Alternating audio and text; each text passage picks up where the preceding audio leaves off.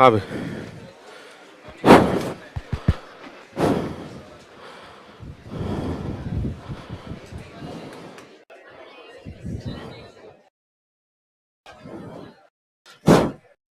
Yes, good morning.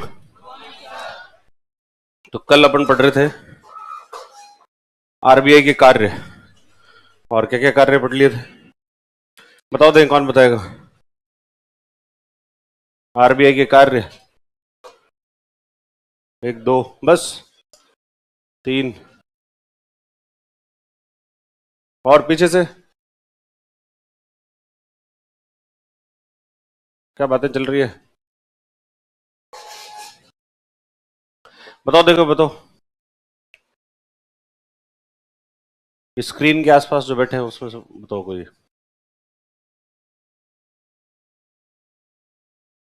कोई नहीं है तुम में से? किसको खड़ा किया जाए? कल कौन नहीं आया था? एक दो तीन चार, बस इतने से लोग नहीं आए थे, बाकी सब आए थे। कौन आए थे?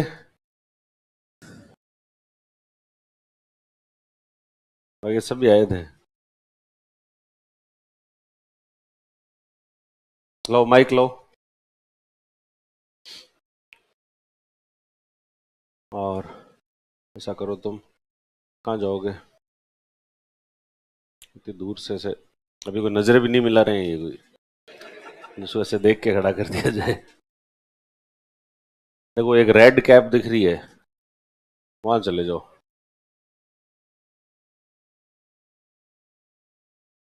उनको खड़ा कर दो।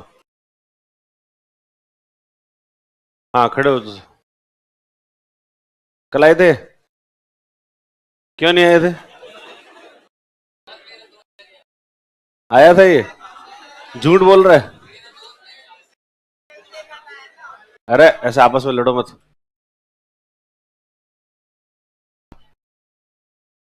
हाँ नहीं आए थे? नहीं आया सर। हाँ तो खड़े रहो, कोई बात नहीं। पड़ोसी को खड़ा करो। अब तो कोई दिक्कत नहीं, अब तो आगे तो मैं कर। हाँ हाँ बताओ। नोट जारी करना, करेंसी नोट जारी करना। आरबीआई 2 रुपए या उससे अधिक का करेंसी नोट जारी करता है। थोड़ा दूर रखो। और 1 रुपए का नोट जारी नहीं करता है। कौन करता है? वित्त मंत्रालय। वित्त मंत्रालय? नहीं सर, सिक, सिक, सिक, हाँ वित्त सिक्के की मंत्रालय तैयारी करता है। का कार्य 4 जगहों पे किया जाता है, देवास और सालमोनी और मैसूर। सिक्के थोड़े डलते हैं। नोट प्रिंट होते हैं, नोट प्रिंट होते हैं। हाँ वो हाँ कहाँ कहाँ प्रिंट होते हैं नोट? देवास, नासिक, देवास, मैसूर, नासिक, सालमोनी। हाँ और सर कौन सा सिस्टम यूज में लेते हैं? कैसे नोट कितने इशू होते हैं, कैसे करते हैं? क्या नोट इशू करने के लिए, करेंसी नोट इशू करने के लिए कौन सा सिस्टम यूज में लेते हैं? रिजर्व सिस्टम और आनुपातिक रिजर्व सिस्टम 1956 से पहले वाली प्राचीन वाली प्रणाली। और प्राचीन कितनी? 1956 से पहले हाँ न्यूनतम करेंसी जारी करना। और कौन कौन से एक तो होते हैं गोल्ड रिजर्व सिस्टम, ये क्या होता है? गोल्ड रिजर्व सिस्टम सर, उस मतलब पहले जो विश्वास नहीं करते थे करेंसी जारी करने से पहले नोटों के लिए, तो वो गोल्ड जितने हम पैसे देते थे उतना ही गोल्ड रिजर्व करके रखना पड़ता था पहले। जितने नोट जारी करते हैं उतना गोल्ड रिजर्व करना पड़ता है। हाँ फिर दूसरा 200 करोड़ की वो आरबीआई करेंसी जारी करता है, जिसमें 185 करोड़ रुपए वो 115 करोड़ उसमें गोल्ड के रूप में रखा जाता है और बाकी के करेंसी के रूप में रखे अन्य जाते हैं, परिसंपत्तियों के रूप में। हाँ। अब 200 करोड़ जारी नहीं करता है, ये मिनिमम रिजर्व है, इतना मिनिमम रखना पड़ेगा। कब से लागू हुआ ये? 1956 से, 1956 से लागू हुआ। और क्या काम करता है आरबीआई? बैंकों की नियामक पद्धति, बैंकों की नियामक संस्था है ये। हाँ क्या करता है नियामक संस्था के रूप में? ये बैंकों का लाइसेंस जारी करता है, बैंकों के लाइसेंस का तथा बैंकों के नियम तथा विनियमन करता है हम्म, और और और उनके लाइसेंस बना सकता है तथा उनके लाइसेंस को रद्द भी कर सकता है। अच्छा, कौन सा और कानून यूज में लेते हैं इसके लिए?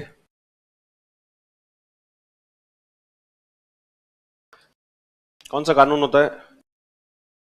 बैंकिंग रेगुलेशन एक्ट, बैंकिंग विनियमन अधिनियम। नियम हाँ, और और क्या कार्य करता है?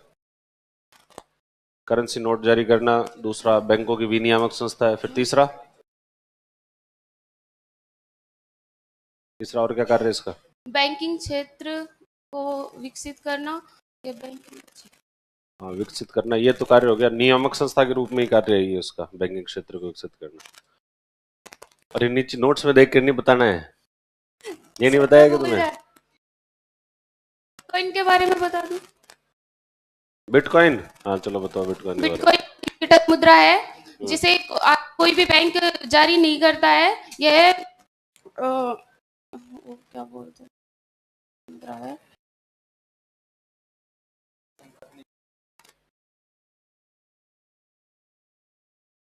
बिटकॉइन एक डिजिटल मुद्रा है, क्रिप्टो करेंसी है। इसके इसके उसके आदान प्रदान के लिए बैंकिंग उस एड्रेस का यूज किया जाता है। बिटकॉइन एड्रेस और का यूज किया जाता है, और जिसने भेजा है और उसने जो प्राप्त किया है उसकी पहचान का क्या होता है? गुप्त रखा जाता है। पहचान जो है वो गुप्त रखी जाती है। हाँ। और आरबीआई भी निकाल रहा है क्या ऐसा कुछ? नहीं, वो जल्दी निकालेगा। निकाल, हाँ जल्दी निकालेगा। चलो बैठो, पड़ोसी को खड़ा करो। हाँ बताओ आरबीआई के कार्य, बैंकर तुम बताओ आरबीआई के कार्य के अंदर। आरबीआई कार्य छोड़ो, तुम ये बताओ कि कोऑपरेटिव बैंक और जो आपका कमर्शियल बैंक होता है उसमें क्या क्या अंतर होता है?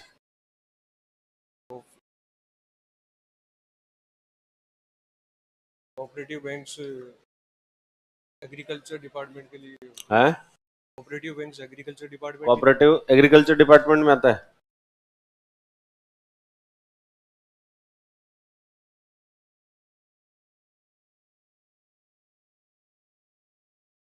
क्या क्या स्ट्रक्चर क्या होते हैं, चलो स्ट्रक्चर बता दो। स्ट्रक्चर कोऑपरेटिव में लॉन्ग टर्म होता है, और एक लॉन्ग टर्म लोन के लिए और एक शॉर्ट टर्म लोन के लिए। हाँ, लॉन्ग टर्म लोन और short term loan. Long term short term में हो गया ये अपेक्स, हाँ, स्टेट लेवल अपेक्स पे, बैंक होता है, फिर उसके नीचे और डिस्ट्रिक्ट लेवल पे central central bank, central cooperative cooperative bank, district central cooperative bank. और फिर और गांव के स्तर पर गांव के स्तर पे हो गया प्राइमरी प्राइमरी, पूरा बोलो, primary cooperative bank. Cooperative bank, primary agriculture credit society. और और लॉन्ग टर्म में SLDP, state land development, SLD state land development bank, और PL primary land development. Primary land development, ये डिस्ट्रिक्ट लेवल पे होता है। हाँ, और क्या होता है इसके अंदर कोऑपरेटिव बैंक में? रिफाइनेंस कौन करता है इनको? नाबार्ड। नाबार्ड के द्वारा रिफाइनेंस करते हैं। और इनकी स्थापना कैसे होती है? एक्ट कोऑपरेटिव बैंक की स्थापना कैसे होती है? 1975 1975 एक्ट के थ्रू। 1975 के एक्ट के थ्रू?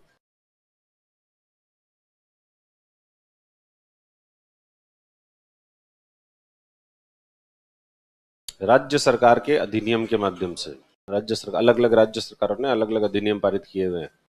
बैठो, देखें, पड़ोसी को खड़ा करो। हाँ बताओ, क्या बताओगे तुम? आरबीआई के कार्य बता दो। आरबीआई के कार्य में करेंसी जारी करना है और बैंकों का विनियमन है।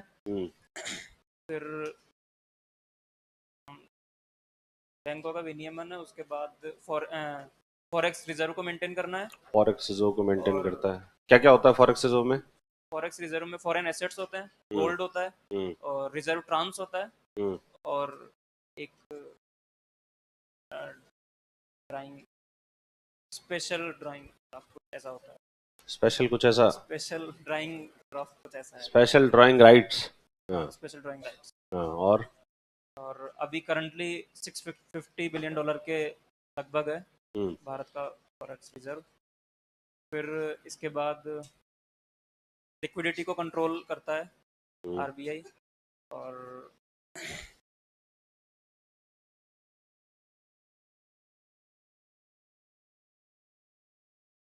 एक्सचेंज रेट को मेंटेन करता है। एक्सचेंज रेट को मेंटेन करता है। क्या होती है एक्सचेंज रेट? एक्सचेंज रेट जो अपन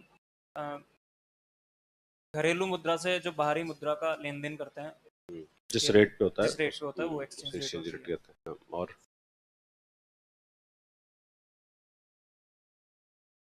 और क्या करता है आरबीआई?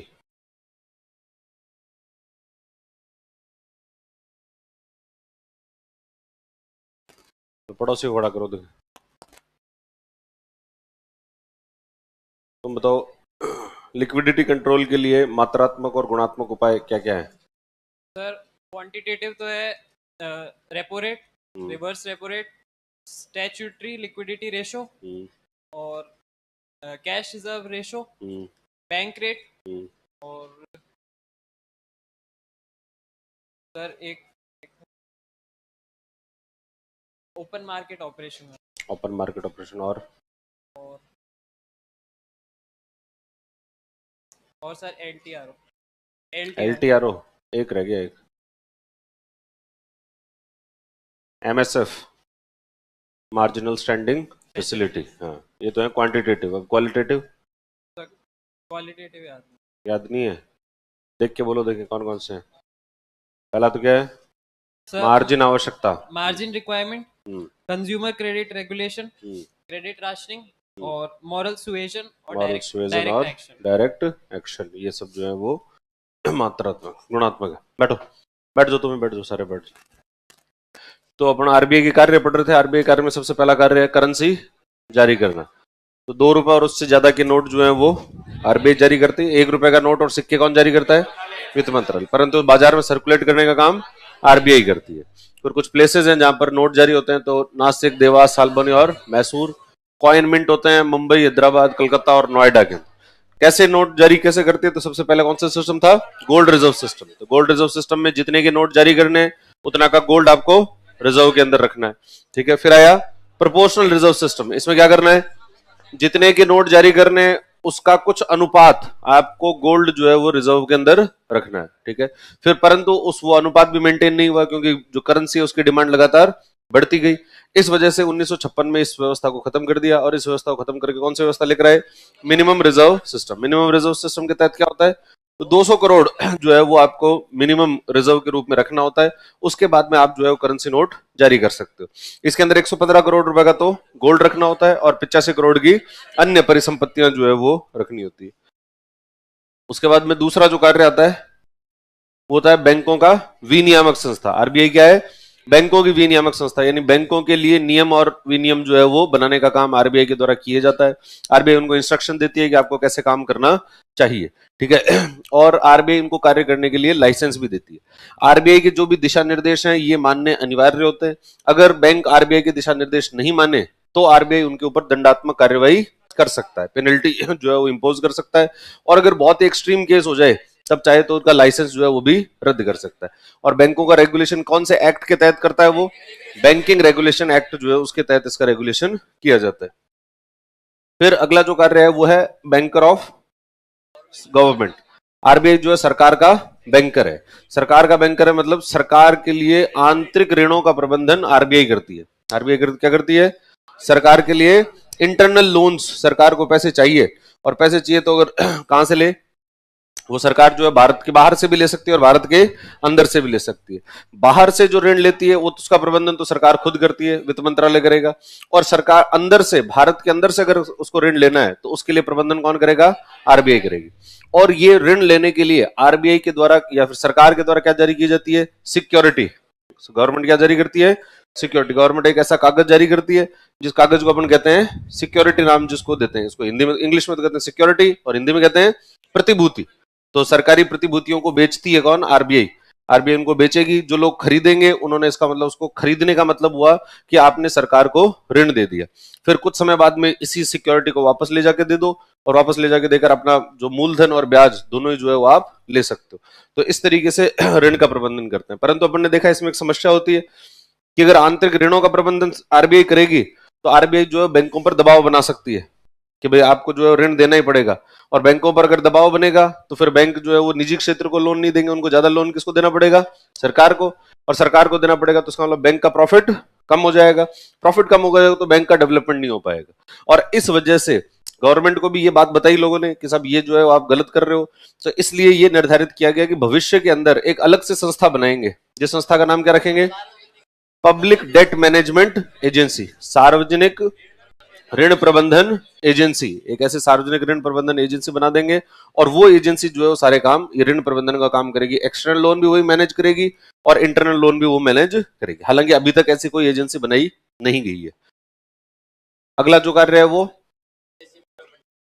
विदेशी मुद्रा भंडार, फॉरेक्स रिजर्व जो उसको मेंटेन करता है। तो फॉरेक्स रिजर्व के अंदर क्या क्या चीजें आती है, 4 चीजों से मिलकर हमारा फॉरेक्स रिजर्व बना होता है।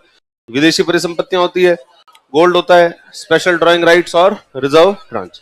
ये स्पेशल ड्रॉइंग राइट और रिजर्व ट्रांच इसका संबंध किससे है, आईएमएफ से। तो जब आप आईएमएफ पढ़ेंगे तब इसको और डिटेल में पढ़ेंगे, पर अभी के लिए फिर विनिमय दर का प्रबंधन, एक्सचेंज रेट। एक्सचेंज रेट क्या होती है,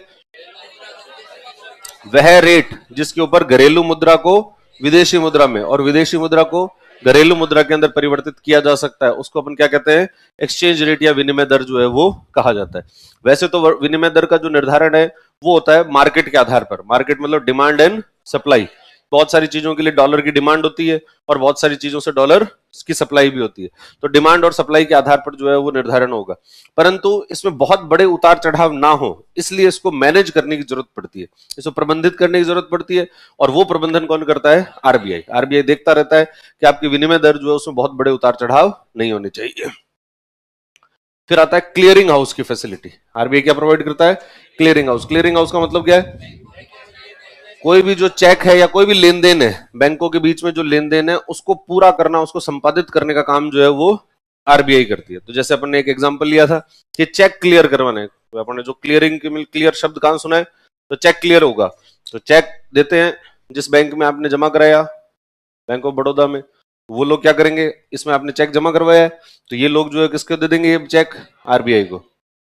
फिर ये चेक था एसबीआई वालों के नाम पर, तो एसबीआई का व्यक्ति यहाँ आएगा और यहाँ से वो चेक कलेक्ट करके खुद के यहाँ ले जाएगा, फिर उसको चेक करेंगे उस चेक को कि भाई ये चेक सही है या नहीं है, फर्जी तो नहीं है कहीं चेक, इसमें जो सिग्नेचर किए हुए वो ठीक है या नहीं है, जिसके अकाउंट का नंबर है उसके अकाउंट में इतने पैसे भी हैं या नहीं है, और अगर उतने पैसे भी हुए और चेक सही भी हुआ और सब कुछ हुआ तो इसका मतलब फिर ये हो जाएगा चेक क्लियर। ये लोग पैसे निकाल कर कहां जमा करा देंगे, आरबीआई में। इनका व्यक्ति आएगा और आरबीआई से वो पैसे लेकर चला जाएगा। यानी बीच में एक क्लियरिंग हाउस के लिए काम कौन कर रहा है, आरबीआई। पर ये व्यवस्था मतलब ये जो फिजिकल मूवमेंट है चेक का, ये चेक यहाँ जमा करवाया फिर यहाँ से ये चेक लेके गया, ये पहले हुआ करता था। वर्तमान में व्यवस्था कौन सी होती है, CTS, check truncation system. Check truncation system में क्या होता है, उसकी डिजिटल कॉपी बना लेते हैं और डिजिटल कॉपी बनाकर सीधे दूसरा जो बैंक है उसके पास में भेज देते हैं। इवन हमारे जो डिजिटल लेन देन होते हैं उन डिजिटल लेन देन को भी पूरा करने का काम कौन करता है, आरबीआई। भाई हमारे तौर पर तो बहुत जल्दी हो जाता है, अपने किसी चीज को स्कैन किया और स्कैन करते हैं अपन को लग रहा है कि भाई अपने पैसे ट्रांसफर हो गए, तो पैसे ट्रांसफर हुए, पर ये तो सिर्फ डिजिटल ट्रांसफर हुआ कि आपके अकाउंट से पैसे कट गए और दूसरे के अकाउंट में पैसे आ गए। अब इसका फिजिकली पैसा जो है वो एक जगह से दूसरी जगह जाना चाहिए कि आपके बैंक अकाउंट में पैसे पड़े हैं, नोट यहां पड़े हैं, और ये नोट कहां जाने चाहिए, इस बैंक अकाउंट में जाने चाहिए। तो ये कैसे होगा, तो ये वाले जो लोग होंगे ये देखेंगे कि आज के दिन में कितने ट्रांजेक्शन हुए हैं। हमारे वाले लोग जो हैं वो बैंक ऑफ बड़ौदा कितने ऐसे सब्सक्राइबर थे जिन्होंने पैसे ट्रांसफर किए, फिर वो सारा का सारा पैसा ले जाकर किसको देंगे, आरबीआई को। और फिर आरबीआई कहां जमा कराएगी, एसबीआई या फिर जो भी बैंक होगा उसके अंदर आरबीआई जमा करवा देगी। इसीलिए एक ट्रांजैक्शन होता है, जब डिजिटल ट्रांजैक्शन करते हैं तो तीन प्रकार के डिजिटल ट्रांजैक्शन होते हैं। एक तो होता है आईएमपीएस, इमीडिएट पेमेंट सिस्टम होता है एक तो, दूसरा होता है एनईएफटी, और तीसरा होता है आरटीजीएस। कौन सा होता है, RTGS, real time gross settlement. Gross settlement मतलब अगर आपको बहुत बड़ा ट्रांजैक्शन करना है कि मान लो आपको कोई दूसरे कोई कंपनी, एक कंपनी और दूसरी कंपनी को 1 करोड़ रुपए पे करने हैं, तो 1 करोड़ रुपए आप ऐसे मोबाइल से स्कैन करके नहीं पे कर सकते। उसके लिए किसकी जरूरत होगी आपको? उस पेमेंट जो करना होगा, उस पेमेंट को अपन क्या नाम देते हैं? आरटीजीएस पेमेंट उसको नाम देते हैं। और आरटीजीएस पेमेंट जो है तभी किया जा सकता है जब आरबीआई ओपन हो। मतलब अगर आरबीआई ओपन नहीं है, अगर ये आरबीआई का ऑफिस ओपन नहीं है, तो ये आरटीजीएस वाला पेमेंट नहीं हो सकता। ठीक है, इसीलिए संडे की छुट्टी है या मान लो सैटरडे की छुट्टी है और 5 बजे के बाद में ये वाले पेमेंट नहीं किए जा सकते। क्यों नहीं किए जा सकते? क्योंकि आरबीआई की जो शाखा होगी, जो भी आरबीआई का ऑफिस होगा, वो ऑफिस क्या हो जाता है? बंद हो जाता है। और वो बंद हो जाता है, इस वजह से ये पेमेंट नहीं हुआ करते। तो इसलिए इस तरीके से आरबीआई जो है किस प्रकार का काम करती है? एक क्लियरिंग हाउस के रूप में काम करती है, चीजों को क्लियर करती है, या जो भी सेटलमेंट है उन सेटलमेंट्स को पूरा करने का काम करती है। फिर इसका सबसे इंपॉर्टेंट काम है वो क्या है? तरलता को नियंत्रित करना। हम तरलता को नियंत्रित करने की जरूरत क्यों पड़ती है? क्योंकि अगर बाजार में तरलता बहुत ज्यादा हो जाएगी तो इसका मतलब महंगाई बढ़ जाएगी, और तरलता बहुत कम हो जाएगी तो मंदी आ सकती है। तो इसलिए तरलता को जो है वो मैनेज करने की जरूरत पड़ती है। अब तरलता को मैनेज करने के लिए ये जो आरबीआई है, उस आरबीआई के पास में 2 प्रकार के टूल्स होते हैं, 2 प्रकार के उपाय होते हैं। एक तो मात्रात्मक उपाय हैं और दूसरे गुणात्मक उपाय। मात्रात्मक उपाय में क्या क्या आता है? Bank rate, cash reserve ratio, SLR, repo rate, reverse repo rate, MSF, open market operation और एलटीआरओ।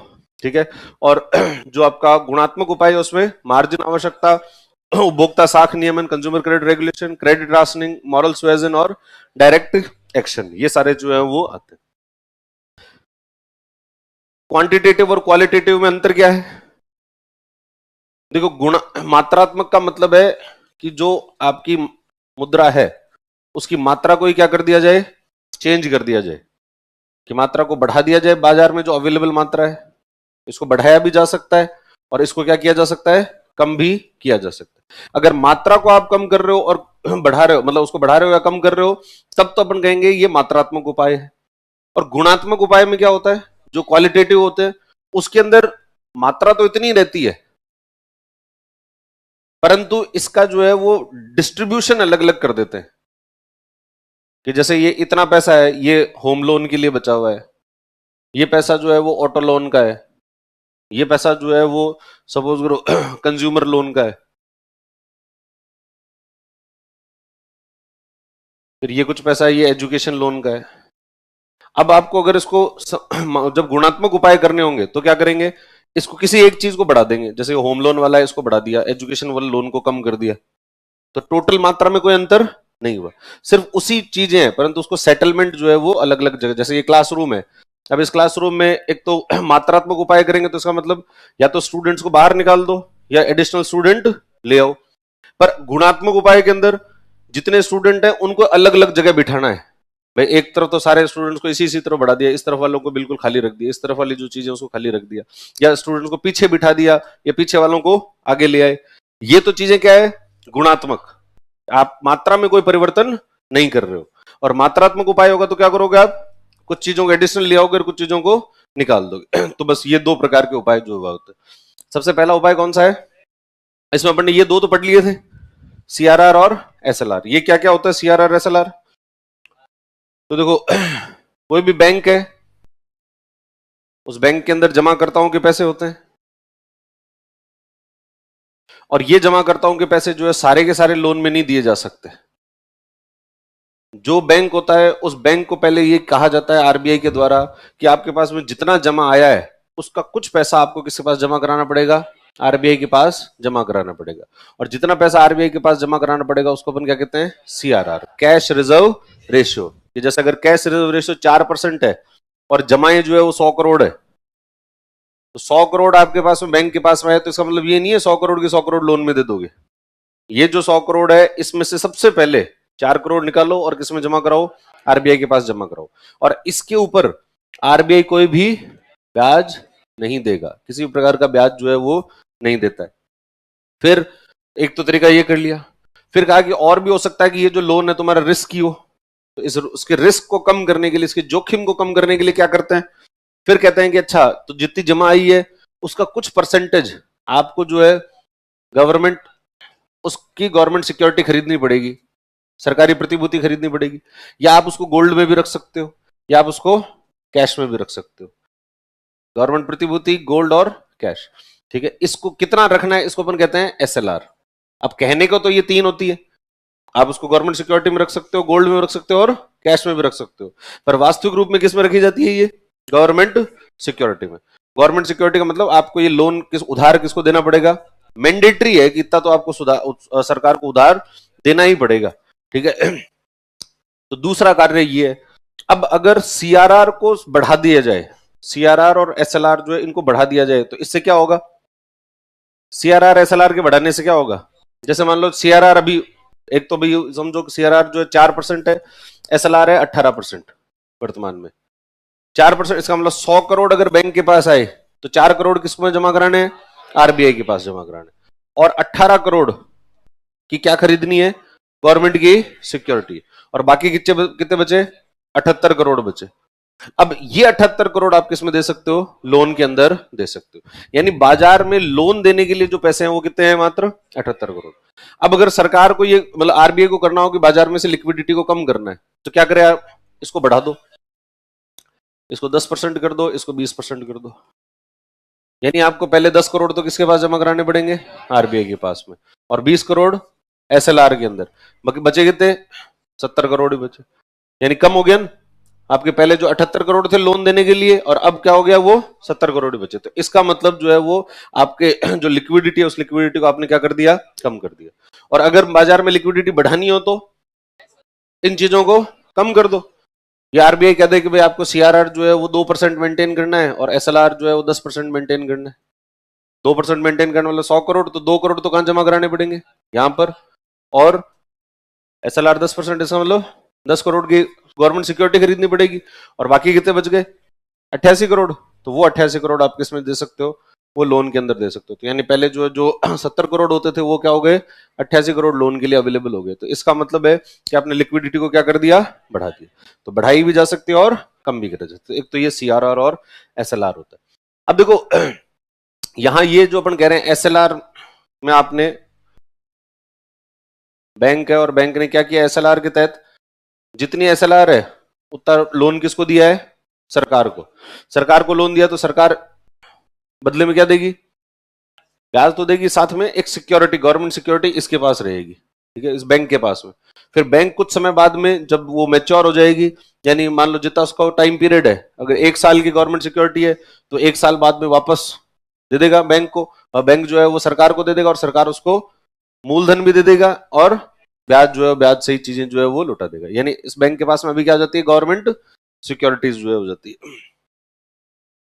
तो ये तो हुआ सीआरआर और एसएलआर। इसके बाद में इधर तो है आरबीआई और ये बैंक। बैंक को जब पैसों की जरूरत होती है, बैंक को अगर पैसों की जरूरत, हमारे को अगर पैसों की जरूरत हो तो हम किसके पास जाएं? बैंक के पास। और बैंक को पैसों की जरूरत हो तो वो कहां जाएगा? वो आरबीआई के पास जाएगा। तो बैंक गया आरबीआई के पास में और उसको कहा कि मुझे जो है वो क्या दो? उधार दे दो। और ये उधार कितने के लिए? लंबे समय के लिए, 2 साल के लिए, 3 साल के लिए आपने उधार मांग लिया बैंक से। तो ये कहेगा आरबीआई का ठीक है ले जाओ, ये पकड़ो उधार, परंतु इसके बदले आपको क्या देना पड़ेगा? ब्याज। तो जितना ये ब्याज होगा, इस ब्याज को जो नाम देते हैं उस नाम है इस ब्याज का बैंक रेट। इस ब्याज का क्या नाम है? बैंक रेट या बैंक दर। तो बैंक दर क्या होती है? बैंक दर वह दर होती है जिस पर आरबीआई के द्वारा बैंकों को दीर्घकालिक ऋण उपलब्ध करवाए जाते हैं। लॉन्ग टर्म लोन्स जो है वो प्रोवाइड करवाता है। कौन करवाता है? आरबीआई करवाता है। किसको? बैंक को। तो जिस रेट पे देगा उसको अपन क्या नाम देंगे? बैंक रेट जो है वो नाम देंगे, ठीक है। एक तो ये हो गया। फिर दूसरा कि भाई अब देखो लंबे समय के लिए किसी भी बैंक को जो है पैसों की जरूरत होती नहीं है। उनको पैसों की जरूरत कैसे किसके लिए होती है? शॉर्ट टर्म के लिए होती है, कि बस आज इमीडिएटली अभी जरूरत है। कि अभी मान लो किसी को लोन आज का आज सैंक्शन करना है, या फिर आपने पहले लोगों को लोन दे दिए, अब कोई मांगने आ गया कि लाओ साहब हमारे पैसे दे दो, तो फिर कहां से लाएगी वो बैंक? कहां से लाएगा ये पैसा? तो बैंक को क्या चाहिए? शॉर्ट टर्म के लिए पैसे चाहिए होते हैं। शॉर्ट टर्म का मतलब जैसे उसको 1 दिन के लिए भी चाहिए हो सकता है, 2 दिन के लिए चाहिए हो सकता है, 14 दिन के लिए चाहिए हो सकता है, 28 दिन के लिए चाहिए हो सकता है। तो ये जो शॉर्ट टर्म के लिए जब लोन चाहिए होता है तो इसके लिए आरबीआई ने एक अलग से व्यवस्था बना रखी है। वापस आरबीआई और ये बैंक, और बैंक आरबीआई के पास में गया किसके? कौन से लोन लेने के लिए? Short term. अब शॉर्ट टर्म के लिए लोन लेने गया तो इस पर जो ब्याज लगेगा वो क्या होता है, थोड़ा कम होता है, कम होता है। आरबीआई इसको लोन देगा और ये बदले में क्या पे करेगा, ब्याज। ये जो ब्याज पे करेगा इसको कहते हैं अपन रेपो रेट। इस ब्याज को क्या नाम देते हैं, रेपो रेट। तो रेपो रेट क्या होती है, रेपो रेट वह रेट होती है जिस पर आरबीआई बैंक को अल्पकालिक ऋण उपलब्ध करवाता है। दीर्घकालिक ऋण उपलब्ध करवाता है तो बैंक रेट, अल्पकालिक करवाता है तो रेपो रेट। तो रेपो रेट वो रेट होती है जिस पर जो है वो आरबीआई बैंकों को क्या उपलब्ध करवाता है, अल्पकालिक ऋण। अब देखो, जब भी कोई भी बैंकों के अंदर एक दूसरे को अगर कोई ऋण दे रहा है, पैसे दे रहा है, तो ऐसे ही नहीं दे दिए जाते कि साहब एसबीआई वाले आए और उधर उनको आरबीआई को कहा बुलाओ साहब हमको जो है 50 करोड़ रुपए दे दो और लेके चले गए। आपको कुछ ना कुछ जो है वो आरबीआई के पास गिरवी रखना पड़ेगा। क्या रखना पड़ेगा, कुछ गिरवी रखना पड़ेगा। कुछ गिरवी रख के जाओ तब जाकर जो है वो हम आपको पैसे देंगे। और जो गिरवी रखते हैं उसको क्या कहते हैं अपन, वो जो क्या चीज गिरवी रखी जाती है वो होती है गवर्नमेंट सिक्योरिटी। आरबीआई जो कब देता है लोन, जब आपको गवर्नमेंट सिक्योरिटी गिरवी रखनी पड़ेगी। बैंक जो है वो क्या करेगा, गवर्नमेंट सिक्योरिटी इसके पास गिरवी रखेगा आरबीआई के पास। ये कहेगा कि लो हमारे पास 50 करोड़ की गवर्नमेंट सिक्योरिटी है, ये आप रख लो, इसके बदले हमें क्या कर दो, उधार में लोन दे दो। बेची नहीं है उस गवर्नमेंट सिक्योरिटी को, इसमें रखी है, गिरवी रखी है कि हमको 2 दिन के लिए आप उधार दे दो 50 करोड़ रुपए और उसके बदले ये हमारी गवर्नमेंट सिक्योरिटी आप रख लो। फिर आपने 50 करोड़ ले लिए, 2 दिन के बाद में ब्याज सहित आप क्या कर दोगे, उसको वापस चुका दोगे और अपनी जो गवर्नमेंट सिक्योरिटी है उसको वापस छुड़वा लोगे। ठीक है, इस तरीके से कार्य होता है। तो यानी बैंक जो है इसमें क्या गिरवी रखता है, गवर्नमेंट की सिक्योरिटी। अब इस बैंक के पास गवर्नमेंट सिक्योरिटी आई कहां से, देखो एक तो अपन ने पढ़ा था बैंक ने जो है वो आरबीआई के पास पैसे रखे थे सीआरआर के तहत, एक एसएलआर के तहत जो है उसने क्या खरीदी थी, गवर्नमेंट सिक्योरिटी खरीदी थी। तो बैंक के पास एसएलआर वाली गवर्नमेंट सिक्योरिटी पड़ी है। परंतु जब रेपो रेट के तहत या रेपो के तहत जब अल्पकालिक ऋण लेते हैं तो ये एसएलआर वाली गवर्नमेंट सिक्योरिटी का प्रयोग नहीं कर सकते। आप एसएलआर वाली गवर्नमेंट सिक्योरिटी जो है उसको गिरवी नहीं रख सकते। आरबीआई ने ये और कहा हुआ है कि इसके लिए आपको क्या करना पड़ेगा, और अतिरिक्त खरीदो। अगर आपको और लोन चाहिए तो ये जो है ना इधर लोन दे सकते हो, इस लोन में से आपको कुछ लोन किसको देना पड़ेगा फिर वापस, सरकार को। भाई इसमें से आप जो है सरकार को भी दे सकते हो, निजी क्षेत्र को भी दे सकते हो। तो आप सरकार को लोन दो और सरकार को लोन देकर क्या खरीदो, गवर्नमेंट सिक्योरिटी। और ये जो गवर्नमेंट सिक्योरिटी है इसको गिरवी रख दो और इसको गिरवी रखने के बदले में क्या ले लो, लोन ले लो। तो रेपो रेट के तहत जो ऋण लिया जाता है उसके अंदर एसएलआर वाली जो गवर्नमेंट सिक्योरिटी होती है उसको गिरवी नहीं रखा जा सकता। ये अपन को ध्यान रखना कि जो रेपो रेट होगा उसके तहत ऋण जो मिलेगा उसके तहत कौन सी गवर्नमेंट सिक्योरिटी गिरवी रखेंगे, एसएलआर के अतिरिक्त एसएलआर वाली गवर्नमेंट सिक्योरिटी जो है उसको यूज नहीं कर सकते हो। उसके अलावा कोई दूसरी गवर्नमेंट सिक्योरिटी खरीद के लाओ और वो आप किसमें रखो, उसको गिरवी रख के और काम चला सकते हो। ठीक है, हाँ देखो यही तो है खेल। भाई आरबीआई जो है वो क्या है, सरकार का बैंकर है। तो आरबीआई बैंकों को ऐसे इतनी आसानी से छोड़ता नहीं है। ऐसा नहीं है कि आपने 18% लोन जो है वो सरकार को दे दिया और काम चल गया। आरबीआई कहेगा कि भाई और खरीदो गवर्नमेंट की सिक्योरिटी। बेचने का काम भी किसका है, आरबीआई खुद का ही है। तो आरबीआई उनको बैंकों को कहता है कि आपको और खरीदनी पड़ेगी गवर्नमेंट सिक्योरिटी। और एक दूसरा कारण भी है कि ये जो लोन है इसमें होता है रिस्क। जो भी आप किसी को पैसे उधार दे रहे हो तो इसमें क्या है, रिस्क। अब अगर आप सरकार को उधार दोगे तो रिस्क क्या हो जाएगी, कम। सरकार को उधार दोगे तो रिस्क कम है, रिस्क कम होगी तो इसका मतलब बैंक के डूबने के चांसेस कम हो जाएंगे। और आरबीआई का काम भी यही है कि बैंक डूबना नहीं चाहिए, क्योंकि अगर कोई बैंक डूब गया और एक बैंक डूबा तो इसका मतलब क्या होगा, सारे बैंक जो है डूब जाएंगे। जैसे वो साइकिल स्टैंड के ऊपर खूब सारी साइकिलें खड़ी है, एक साइकिल को आप जो है धक्का दो और सारी की सारी क्या हो जाएगी, एक साथ ही गिर जाएगी। तो वैसे अगर एक बैंक डूबता है तो उसके बाद में सारे बैंक जो है उनकी हालत खराब हो जाती है। जैसे 2007-8 के अंदर अमेरिका के अंदर एक क्राइसिस आ गया था, एक संकट आया, और संकट के अंदर सबसे पहले वहां का एक बैंक था लेमन ब्रदर्स करके। वो लेमन ब्रदर्स जो है वो डूब गया, वो दिवालिया हो गया। उसने अपने वहां पर जो उसके कस्टमर आए और उन्होंने कहा कि साहब हमारे पैसे दो, तो लेमन ब्रदर्स वालों ने कहा साहब हम तो दिवालिया हैं, हमारे पास में कोई पैसे नहीं है। और जैसे ही वो लेमन ब्रदर बर्बाद हुआ तो पूरा का पूरा अमेरिका का जो फाइनेंशियल मार्केट है वो पूरा का पूरा मार्केट ही जो है वो किस में चला गया, मंदी में चला गया, पूरा मार्केट ही बर्बाद हो गया। और वो बर्बाद हुआ तो उसके बाद में पूरी दुनिया के अंदर ही मंदी छा गई। तो इस वजह से अगर एक बैंक बर्बाद होता है तो उसका असर पूरे के पूरे बाजार के ऊपर पड़ता है। इसलिए आरबीआई का यह भी दायित्व है कि बैंकों की जो रिस्क है उसको क्या करनी है, कम करनी है।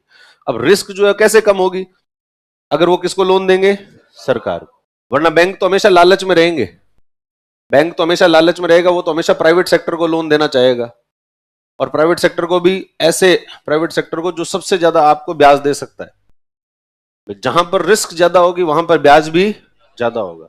मान लो आप यूं ही घूमते फिरते मॉल में जाते हो ना, कई बार किसी मॉल में आप शॉपिंग करने जाओ, आप जैसे वो पेमेंट सेक्शन पे जाओगे तो वहां पर कोई ना कोई एक बैंक का एजेंट आ जाएगा और वो तुमको कहेगा कि साहब आप क्रेडिट कार्ड बनवा लो। क्या कहेगा वो, कि क्रेडिट कार्ड बनवा लो। और आपको अगर साहब मेरे को जरूरत नहीं, अरे साहब आपको जो है फ्री में ही दे रहे हैं, इसकी कोई कॉस्ट नहीं है, फ्री में ले जाओ। अच्छा फ्री में दे रहे हो तो दे दो।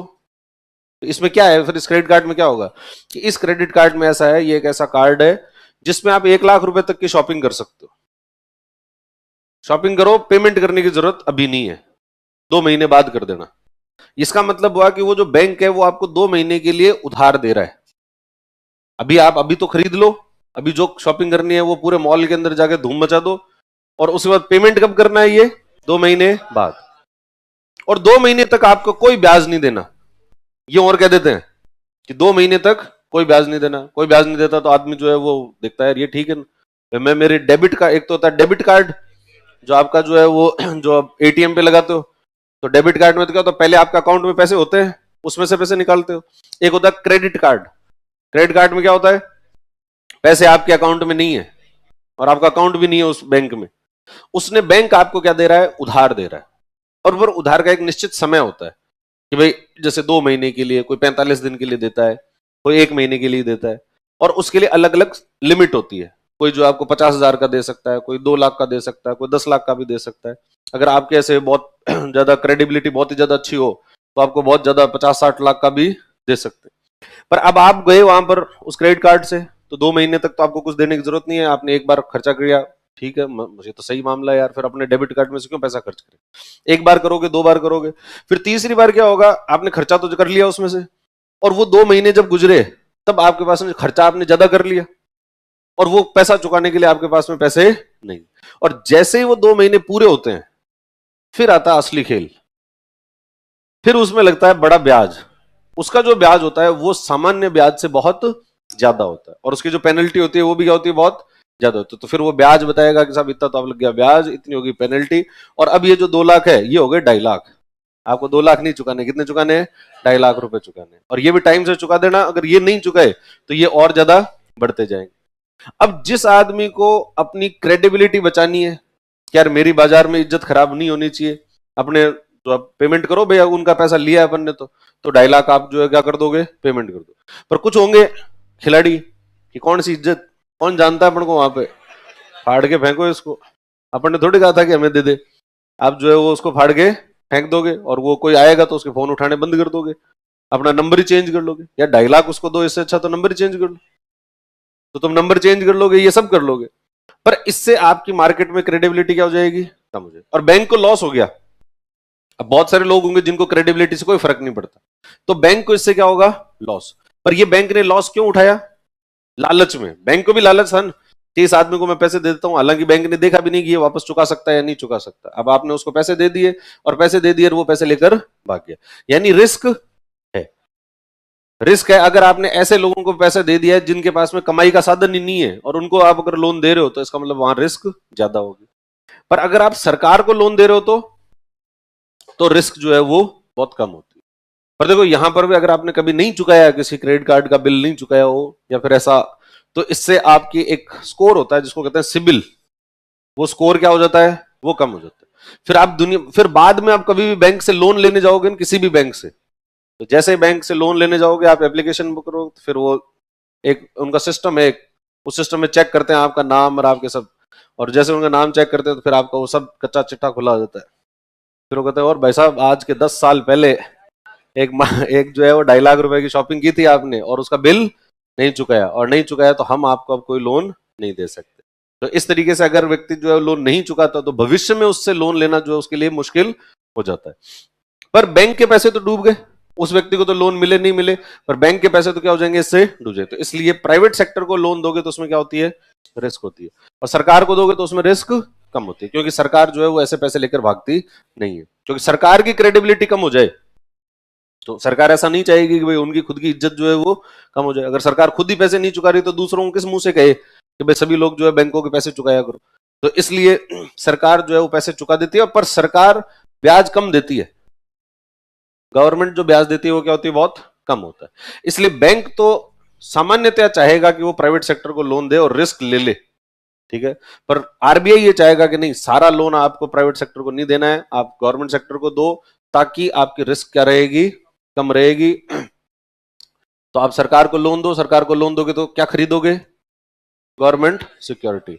और अब अगर आपको कभी पैसों की जरूरत पड़ती है तो क्या करो, तो इस गवर्नमेंट सिक्योरिटी को आरबीआई के पास गिरवी रख दो और आरबीआई से क्या ले लो, लोन, शॉर्ट टर्म के लिए।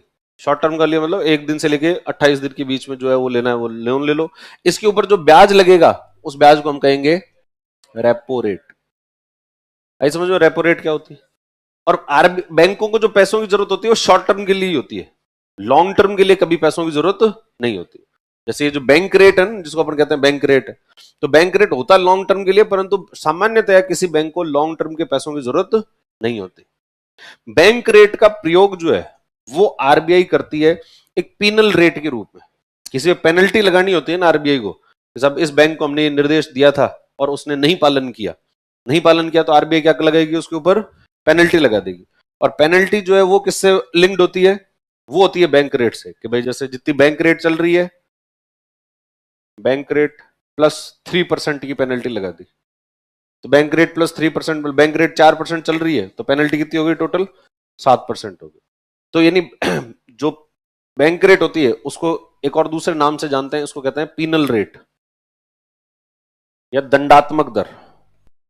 इसको दंडात्मक दर क्यों कहते हैं बैंक रेट को, क्योंकि अगर आरबीआई को किसी के ऊपर भी पेनल्टी या दंड लगाना होता है, किसी को भी जो है वो अगर दंडित करना है किसी बैंक को, तो वो बैंक को दंडित किसके आधार पर करता है, इस बैंक रेट के आधार पर करता है। तो ये दो कॉन्सेप्ट हुए, एक तो हुआ बैंक रेट और दूसरा रेपो रेट।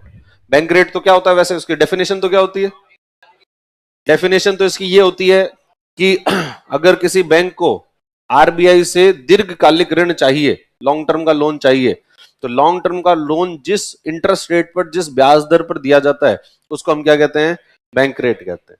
पर बैंक रेट का प्रयोग जो है वो किसके रूप में होता है, दंडात्मक दर के रूप में होता है, पिनल रेट के रूप में होता है। यानी सिर्फ जो है वो बैंकों को पिनलाइज करने के लिए, उनको दंडित करने के लिए इसका प्रयोग जो है वो करते हैं, ठीक है। दूसरा कॉन्सेप्ट है रेपो रेट का।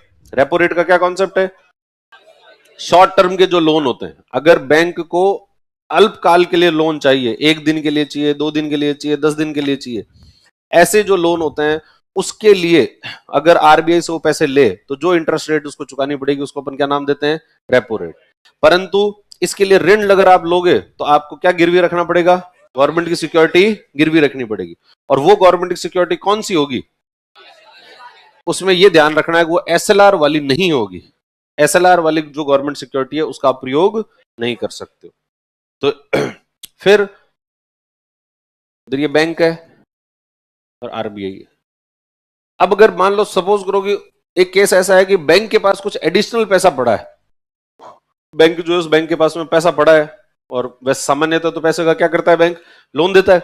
अब लोन लेने कोई आया ही नहीं।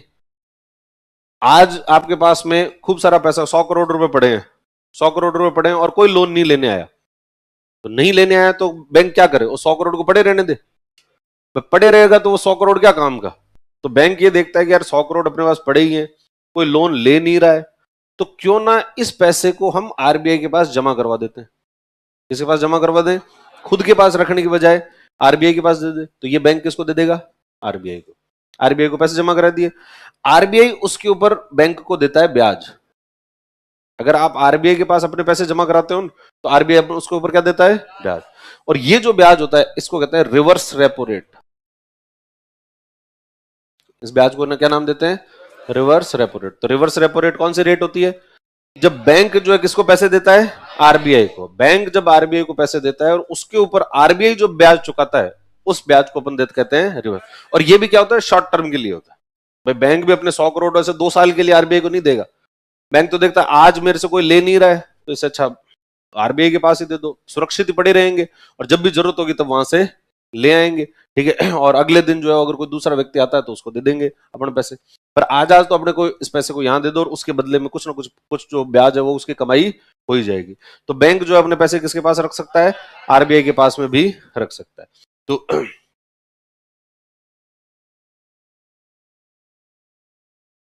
तो सबसे पहला कॉन्सेप्ट हुआ बैंक रेट। बैंक रेट कौन सा कॉन्सेप्ट है, आरबीआई के द्वारा बैंक को पैसे दिए जाएंगे। कैसे पैसे हैं ये, लॉन्ग टर्म के। लॉन्ग टर्म के जो ऋण होते हैं उसको जो रेट होती है उसको क्या कहते हैं अपन, बैंक रेट कहते हैं। और इसका प्रयोग किसके रूप में होता है, पीनल रेट के, दंडात्मक दर के रूप में होता है, यानी किसी भी बैंक को दंडित करने के लिए प्रयोग में लेते हैं। कैश रिजर्व रेशियो क्या होता है, बैंक के पास में टोटल जितनी जमा आई उसका कुछ भाग उसको किसके पास जमा करवाना पड़ता है, आरबीआई के पास, जिसके बदले आरबीआई कोई भी ब्याज नहीं चुकाता है। एसएलआर क्या होता है, बैंक के पास जितनी जमा आई उसका कुछ भाग उसको गवर्नमेंट सिक्योरिटी में, गोल्ड में या कैश के रूप में रखना होता है। मुख्यतः किसमें होता है ये, गवर्नमेंट सिक्योरिटी में। इसको अपन क्या कहते हैं, एसएलआर कहते हैं। रेपो रेट क्या होता है, शॉर्ट टर्म। बैंक आरबीआई ये आरबीआई बैंक को क्या देगा, पैसे देगा। आरबीआई बैंक को पैसे देगा किसके लिए, शॉर्ट टर्म के लिए। इस पर जो ब्याज चार्ज करेगा वो क्या होगा, रेपो रेट होगा। इसके लिए बैंक को आरबीआई के पास क्या गिरवी रखनी पड़ेगी, गवर्नमेंट सिक्योरिटी। और ये गवर्नमेंट सिक्योरिटी कौन सी नहीं होगी, एसएलआर वाली गवर्नमेंट सिक्योरिटी नहीं होगी। रिवर्स रेपो रेट क्या होती है, बैंक क्या करता है, अपने पास में जो एडिशनल पैसा पड़ा होता है वो किसको दे देता है, आरबीआई को दे देता है, और उसके बदले ये उसको ब्याज देता है। ब्याज देता है उसको क्या कहते हैं, रिवर्स रेट। पर देखो आरबीआई क्या करता है, जब खुद बैंकों को पैसे देता है तब तो ब्याज ज्यादा देता है, ज्यादा चार्ज करता है। और जब खुद बैंकों को ब्याज दे रहा होता है, ये रिवर्स रेपो रेट, वो क्या होती है, कम होती है। यानी आरबीआई ब्याज चार्ज तो ज्यादा करता है और देता कम है, क्योंकि आरबीआई कहता है हमें तो पैसों की जरूरत नहीं है, तुम दे रहे हो खुद ही लाए हो तो भाई हम ज्यादा ब्याज जो है तुम्हें नहीं देंगे। और बैंक पर देखता है कि अपने को ऐसे ही पड़े रहेंगे, कोई ब्याज नहीं मिलेगा, इससे अच्छा तो क्या करते हैं, जो थोड़ा बहुत दे रहे हैं उसी को ले लेते हैं। तो ये फिर ये व्यवस्था पहले चलती रहती थी। इस व्यवस्था को दोनों को मिलाकर जो है वो कहते हैं लिक्विडिटी एडजस्टमेंट फैसिलिटी। इसको क्या नाम देते हैं, लिक्विडिटी एडजस्टमेंट फैसिलिटी, तरलता समायोजन सुविधा। तरलता समायोजन सुविधा मतलब तरलता को ऊपर नीचे करना है, और ऊपर नीचे करने के लिए रेपो रेट और रिवर्स रेपो रेट जो है उसका प्रयोग किया जाता है। फिर कुछ समय बाद में 2011 तक, पहले तो ये व्यवस्था चल ही रही थी और ये अभी भी चल रही है। 2011 के अंदर कुछ चीजें और देखी गई कि मान लो कोई बैंक है, उस बैंक को पैसे चाहिए शॉर्ट टर्म के लिए, आज के आज ही पैसे चाहिए, आज के आज पैसे चाहिए, तो किससे लाए, आरबीआई के पास जाए, तो भाई हमें पैसे दे दो। तो आरबीआई पैसे तो दे देगा और ब्याज चार्ज करेगा, उस ब्याज को क्या कहेंगे अपन, रेपो रेट। पर इसके बदले इस बैंक को आरबीआई के पास क्या, गवर्नमेंट सिक्योरिटी। अब अगर इस बैंक के पास में ये गवर्नमेंट सिक्योरिटी नहीं है, आप एसएलआर वाली तो यूज कर नहीं सकते हो, जो दूसरी है वो यूज करो, और ये दूसरी वाली है ही नहीं बैंक के पास में, खत्म हो गई तो क्या होता है, तो फिर बैंक क्या करते थे पहले कि जब बैंकों के पास में गवर्नमेंट सिक्योरिटी नहीं होती थी तो फिर बैंक जो है दूसरे बैंकों को फोन करते थे कि भाई आरबीआई तो अब देगा नहीं उधार, आरबीआई नहीं देगा तो क्या करें, दूसरे बाकी बैंकों में जो है फोन करो, उनसे पूछो कि तुम्हारे पास में कुछ एडिशनल पैसा पड़ा है कि नहीं पड़ा, हमें आज के आज चाहिए। अब उसने मान लो कि जो एसबीआई वालों को पैसे चाहिए, उन्होंने बैंक ऑफ बड़ौदा वालों को फोन कर दिया, उन्होंने जो है वो आईसीआईसी वालों को फोन कर दिया, सब जगह फोन कर रहे हो। तो जैसे सब जगह फोन कर रहे हो और तो बाकी सबको पता लग जाता है कि सब एसबीआई को आज के आज पैसे चाहिए, आज के आज पैसे चाहिए, तो वो कहेंगे हाँ दे तो देंगे पैसे, तो हो हमारे पास में एडिशनली पड़ा है, हम पहले सोच ही रहे थे कि आरबीआई के पास जमा करा दें पर अभी तक हमने जमा नहीं कराया, हमारे पास है तुम्हें दे देंगे हम तो, परंतु हम इस पर क्या चार्ज करेंगे, ब्याज। और ये जो ब्याज होता है ये फिर आवश्यकता देखकर देखा जाता है कि भाई मार्केट में इनको और कोई लोन नहीं दे रहा है और हम ही दे रहे हैं, तो फिर वो कहेंगे कि साहब इस पे तो 10% लगेगा। अब 10% लगेगा पर एक दिन के लिए चाहिए, आपको कितने दिन के लिए चाहिए ये? एक दिन के लिए। तो फिर वो बैंक देखता है जितनी दे तो दे तो सही, 10% ले लेना। तो आज के लिए तो एक दिन के लिए फिर जो है वो क्या कर लेता है, लोन ले लेता है। और ये क्यों हुआ ऐसा? ये क्यों ऐसा क्यों हुआ? क्योंकि इस बैंक के पास में ये गवर्नमेंट सिक्योरिटी नहीं थी। आरबीआई ने ऐसी बैंकों की हालतें देखी। आरबीआई ने जब ये देखा तो आरबीआई को आई दया। आरबीआई ने कहा कि यार ये इस तरीके से घूमते फिरते रहते हैं, दूसरे बैंकों से मांगते रहते हैं और ये ऐसे अच्छा नहीं लगता है। तो क्या करते हैं, आरबीआई ने 2011 में एक नई व्यवस्था शुरू कर दी। उस नई व्यवस्था को उसने नाम दिया एमएसएफ, मार्जिनल स्टैंडिंग फैसिलिटी। उसने कहा यार दूसरे बैंकों से ऐसे पैसे लेके आते हो, इससे अच्छा हमसे ही ले जाया करो। अरे पर काका तुम्हारे पास आते हैं तो तुम तो वो गवर्नमेंट सिक्योरिटी मांगते हो, एसएलआर वाली यूज करने नहीं देते हो। तो उनका एक दिन के लिए चाहिए तो एसएलआर वाली भी यूज कर लिया करो, कोई दिक्कत नहीं है। पर हम जो ब्याज चार्ज करेंगे वो इससे ज्यादा करेंगे। जो रेपो रेट है उस रेपो रेट पर नहीं देंगे तुमको, उस रेट से क्या करेंगे, थोड़ा ज्यादा चार्ज करेंगे। जैसे मान लो रेपो रेट अगर 4% है तो आरबीआई उस पर चार्ज कितना करेगी, 5%। और उसको उस रेट को नाम दे दिया उन्होंने एमएसएफ। तो एमएसएफ के तहत क्या होता है, एक दिन के ऋण दिए जाते हैं। आरबीआई जो होता है वो बैंकों को एक दिन के ऋण देता है, और एक दिन के ऋण देता है और उसके ऊपर उसके लिए उस ऋण के लिए ये जो बैंक होता है वो एसएलआर वाली गवर्नमेंट सिक्योरिटी का प्रयोग कर सकता है। एसएलआर वाली गवर्नमेंट सिक्योरिटी का प्रयोग कर सकता है, परंतु ये जो रेट होती है ये रेट रेपो रेट से ज्यादा होती है। रेट रेपो रेट से ज्यादा होती है, तो इसलिए इसको भी एक तरीके से पीनल रेट ही कहा जाता है। ये भी दंडात्मक दर है, क्योंकि आरबीआई जो है बैंक पर क्या लगा रहा है, एक दंड लगा रहा है, एक जो है वो इसको पेनलाइज कर रहा है कि आपको रेपो रेट पे नहीं देंगे, इससे ज्यादा देंगे। तो ये 1% ज्यादा लगाया ना, कि 4% की जगह कितना दिया इसको, 5%। तो ये 1% की सपोज करो ये पेनल्टी है। क्यों लगाई इसके ऊपर ये पेनल्टी? क्योंकि गवर्नमेंट सिक्योरिटी क्यों नहीं मेंटेन की भाई तुमने, क्यों खरीद के नहीं रखी तुमने पहले से गवर्नमेंट सिक्योरिटी? सोच कर समझ के रखना चाहिए था, और अपनी गवर्नमेंट सिक्योरिटी जो है मेंटेन करके रखनी चाहिए थी। इसलिए एमएसएफ को भी क्या नाम दे देते हैं, पिनल रेट ही कहते हैं। बैंक रेट को भी पिनल रेट कहते हैं और एमएसएफ को भी पिनल रेट कहते हैं। और वर्तमान में ये दोनों क्या होते हैं, बराबर है। बैंक रेट और एमएसएफ ये दोनों ही क्या है, बराबर है, कि भाई ये भी 5% है तो ये भी 5% है, और दोनों ही पेनल रेट हुआ करती है। पर इसमें अंतर क्या होता है, वैसे डेफिनेशन में अंतर क्या होता है, बैंक रेट जो है वो तो लॉन्ग टर्म के लोन के लिए होती है, और ये कितने लोन के लिए है, एक दिन का लोन जो है वो एक दिन के लोन के लिए ये कार्य किया जाता है। तो बैंक रेट समझ में आई, cash reserve ratio, SLR, repo rate, reverse repo rate और एमएसएफ, मार्जिनल स्टैंडिंग फैसिलिटी। फिर ओपन मार्केट ऑपरेशन, ये क्या चीज है? तो ओपन मार्केट ऑपरेशन का मतलब है कि ये जो है ना, कि भाई ये जो बैंक है ये सरकारी प्रतिभूति खरीदे, गवर्नमेंट सिक्योरिटी खरीदे, तो गवर्नमेंट सिक्योरिटी खरीदेगा, कहां से खरीदेगा? बैंक को गवर्नमेंट सिक्योरिटी खरीदनी है तो कहां से खरीदे, कहां मिलती है गवर्नमेंट सिक्योरिटी, कौन सी मंडी में मिलती है? ये मंडी में नहीं मिलती है, कहां मिलती है? आरबीआई। इसको बेचने का काम कौन करता है? आरबीआई। तो आरबीआई जो है वो गवर्नमेंट सिक्योरिटी बेचता भी है और आरबीआई गवर्नमेंट सिक्योरिटी खरीदता भी है। बेच भी सकता है और क्या कर सकता है, खरीद सकता है। तो गवर्नमेंट सिक्योरिटी को बेचने और खरीदने का काम जो है जब आरबीआई करता है तो उसको नाम क्या देते हैं अपन, ओपन मार्केट ऑपरेशन।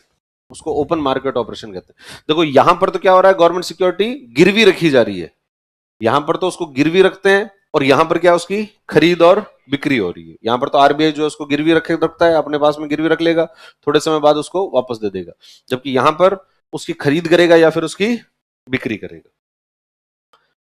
क्या गई ये समझ में? लिखो देखिए। है,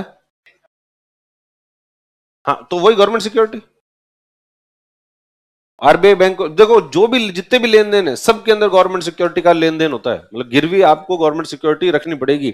इधर बैंक ने अगर आरबीआई को दिया है तो आरबीआई क्या करेगा, बैंक को गवर्नमेंट सिक्योरिटी देगा, एक दिन के लिए देगा, 2 दिन के लिए देगा, और फिर 2 दिन बाद में जैसे ही वापस ट्रांजेक्शन हो जाएगा तो फिर से उसको वापस दे देंगे।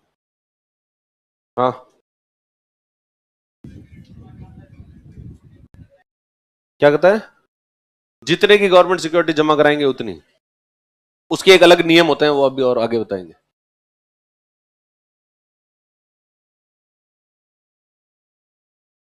देखो पहले एक क्वेश्चन देख लो।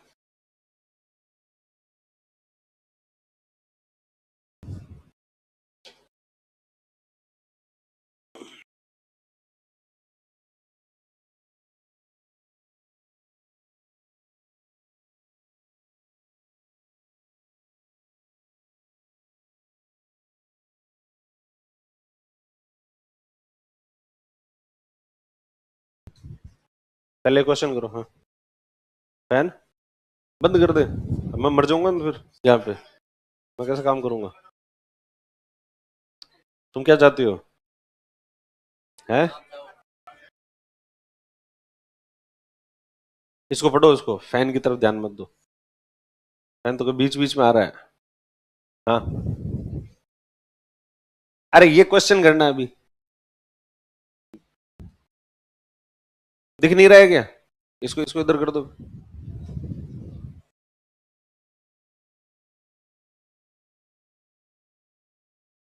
समझ में भी आया कि नहीं आया तुम्हें? समझ में नहीं आया ये?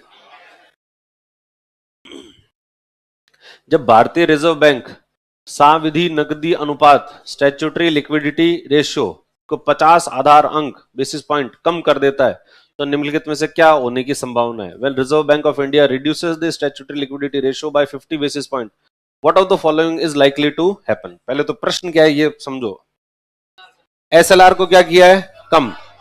50 बेसिस पॉइंट का मतलब होता है परसेंटेज, जैसे अपन नाम देते हैं परसेंट में, कि जैसे 18% है, अब 50 बेसिस पॉइंट से क्या कर दिया? इसको कम कर दिया। कम कर दिया मतलब 18 की जगह 17.5% कर दिया। इसको क्या कर दिया है? 17.5% कर दिया। अब बताओ, देखिए कहां गया? हाँ, तो पहला क्या है option? India GDP growth rate increase drastically, Bharat की जीडीपी विकास दर प्रबलता से बढ़ जाएगी। 50 बेसिस पॉइंट को कम करने से अगर जीडीपी प्रबलता से बढ़ती तो आरबीआई हर थोड़े दिन में 50 बेसिस पॉइंट कम कर देती। Foreign institutional investor may bring more capital into our country, विदेशी संस्थागत निवेशक हमारे देश में और अधिक पूंजी लाएंगे। विदेशी मतलब विदेशों से जो है वो लोग आएंगे भारत में निवेश करने के लिए, क्योंकि भारत के अंदर एसएलआर कम हो गई है। ऐसा नहीं, और वो भी किससे हो गई है? 50 बेसिस पॉइंट से। शेड्यूल्ड कमर्शियल बैंक्स में कट दियर लेंडिंग रेट्स, अनुसूचित वाणिज्यिक बैंक अपने उधार देने की दर को घटा सकते हैं। ये थोड़ा ये सही है।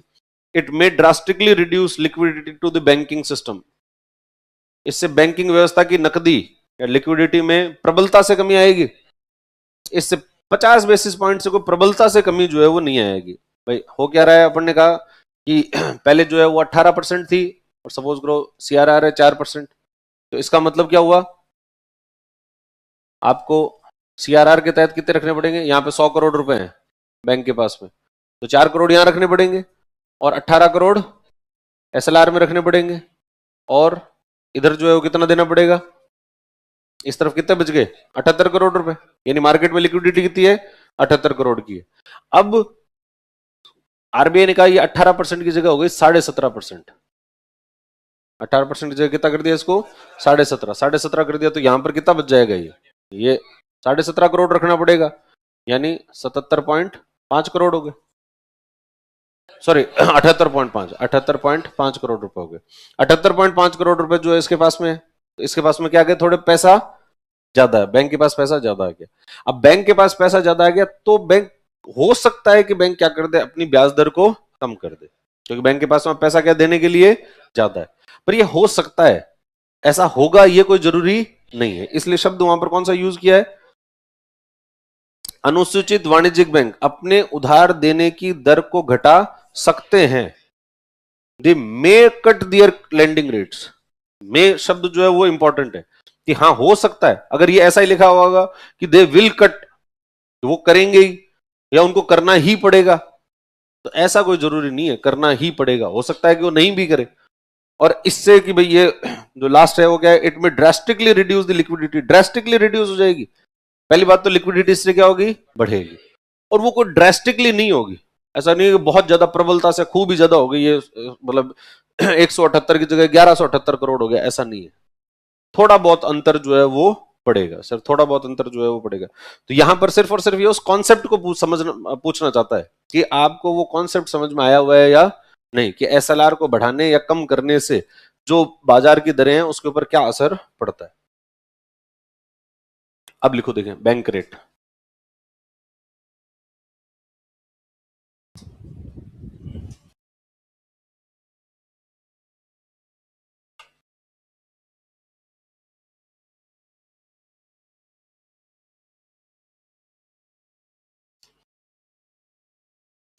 गवर्नमेंट सिक्योरिटी का क्या मीन होता है? अरे इतनी देर से समझा रहा हूं तुम्हें यार। गवर्नमेंट सिक्योरिटी क्या होती है? 2-3 क्वेश्चन आए हुए हैं। गवर्नमेंट सिक्योरिटी का क्या मतलब होता है? सिक्योरिटी का क्या मतलब होता है? सुरक्षा, सामान्य अर्थ यही होता है। तो तुमने किसी को कोई पैसे दिए, वो सुरक्षित हैं या नहीं है, कैसे बताओगे? बैंक ने, इस एसबीआई बैंक ने भारत सरकार को पैसे दिए हैं, एसबीआई बैंक ये बात कैसे प्रूव करेगा कि हमने भारत सरकार को बैंक पैसे दिए हुए हैं? एसबीआई के पास कोई ना कोई कागज हो जाना चाहिए जिसके ऊपर ये लिखा हुआ हो कि आपने भारत सरकार को पैसे दिए। तो वो जो कागज होता है, उस कागज को क्या कहते हैं अपन? गवर्नमेंट सिक्योरिटी कहते हैं, और हिंदी में कहते हैं सरकारी प्रतिभूति, ताकि इससे ये प्रूफ बना रहे कि आपके पैसे जो है वहां पर सुरक्षित है। फिर ये किसी ने पूछा है कि ये जो रिवर्स रेपो रेट है, इसमें आरबीआई को क्या प्रॉफिट होता है? आरबीआई को क्या प्रॉफिट है? ये बैंक है और उस बैंक ने आरबीआई को क्या दे दिए? पैसे दे दिए। और आरबीआई जो उसको क्या प्रॉफिट होगा? उसको ब्याज दर दे रहा है, और ब्याज रिवर्स रेपो रेट। तो आरबीआई किसी दूसरे बैंक को दे देगा, और किस पे देगा? रिवर्स रेपो पे देगा, सॉरी रेपो पे देगा। तो यार रिवर्स रेपो पर मान लो कि भाई रेपो रेट है आपकी 4%, रिवर्स रेपो रेट है 3%, तो आरबीआई क्या कर रहा है? 3% पे तो पैसे ले रहा है और 1% पर दे रहा है। तो इसका मतलब आरबीआई के पास तो 1% की क्या हो गई? फायदा हो गया ना आरबीआई को। तो आरबीआई को इससे क्या हो सकता है? फायदा होता है। इस वजह से आरबीआई दूसरे बैंकों को जो है वो पैसे दे सकता है, इसलिए आरबीआई वहां से पैसे ले लेता है। लिखो, है आरबीआई कहां से तेरा खुद के पास, आरबीआई के पास पैसे होते हैं ना, आरबीआई कमाता है ना पैसे। भाई आरबीआई ने इस बैंक से पैसे चार्ज किए, कितने चार्ज किए? 4% चार्ज किए ना, तो इसके पास 4% आए, उसमें से 3% इसको दे दिया, बचे कितने इसके पास? 1% बच गया। नहीं हो तो घाटा हो जाएगा आरबीआई को, पर आरबीआई को घाटा होता नहीं। आरबीआई बहुत समझदार संस्था है, ऐसे जो है घाटा होने नहीं देता वो अपने आप को। आरबीआई जो है वो सरकार को बहुत सारा पैसा कमा के देता है। इसी तरीके से ये आरबीआई भी जो है वो पैसे क्या करता है? कमाता है। इसी तरीके से आरबीआई पैसे कमाता है, और कमाकर वो अपने खर्चे भी निकालता है, और खर्चे निकालने के बाद भी आरबीआई के पास खूब सारा पैसा बच जाता है। फिर जो पैसा बच जाता है तो वो क्या करेगा? भाई कोई भी कंपनी प्रॉफिट कमाएगी तो किसको देगी? अपने मालिक को। और आरबीआई का मालिक कौन है? गवर्नमेंट। तो आरबीआई जो भी पैसा कमाती है वो किसको दे देती है? उसके बाद में सरकार जो है भारत सरकार को पैसे देती है। नहीं, ये तो मेजर्स हैं, घटती है नहीं घटेगी बढ़ेगी ये कोई जरूरी नहीं है। कई बार ऐसा होता है कि आरबीआई के द्वारा अपने रेट्स को कम कर दिया गया, फिर भी बाजार पे कोई असर ही नहीं पड़ा। बाजार पे असर पड़ेगा कि नहीं पड़ेगा, प्रैक्टिकल बात अलग है। यहां पर सिर्फ क्या बात अपनी थ्योरिटिकल है।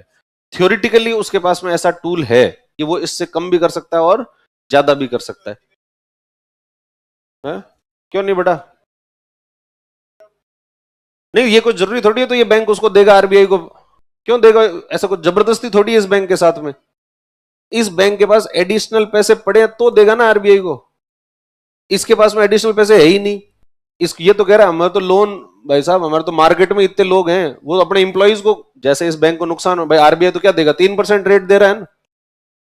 तो ये बैंक फिर अपने इंप्लॉइज को कहेगा कि भाई क्या सुबह से शाम तक बैठे रहते हो, जाओ घूमो मार्केट के अंदर, और जहां जहां जिसको लोन दे सकते हो उसको लोन दो।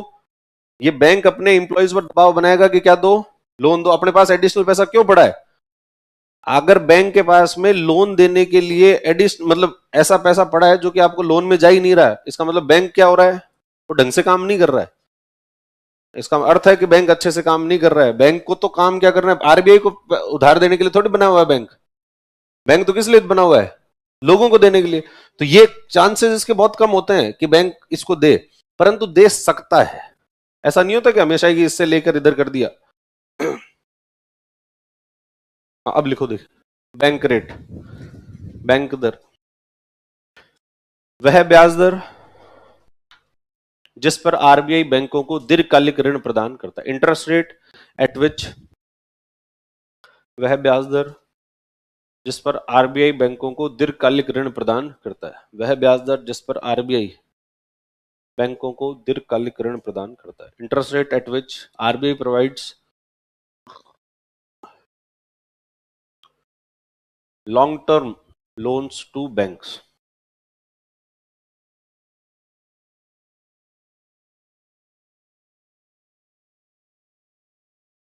वह ब्याज दर जिस पर आरबीआई बैंकों को दीर्घकालिक ऋण प्रदान करता है। इसे दंड दर भी कहा जाता है या दंडात्मक दर भी कहा जाता है। It is also called penal rate. इसे दंडात्मक दर भी कहा जाता है। इसे दंडात्मक दर भी कहा जाता है।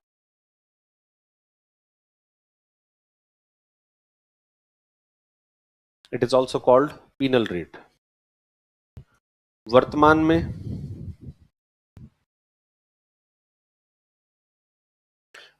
में यह एमएसएफ के बराबर है। At present it is equal to MSF. वर्तमान में यह एमएसएफ के बराबर है। At present it is equal to MSF. ठीक है, ये तो होती है क्या, बैंक रेट। फिर अगला है कैश रिजर्व रेशियो, नकद आरक्षित अनुपात, CRR, cash reserve ratio.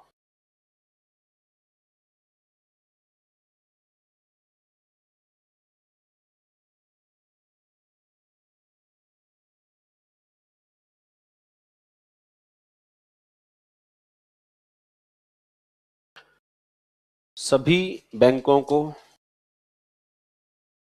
All banks have to deposit, सभी बैंकों को अपनी शुद्ध देनदारियों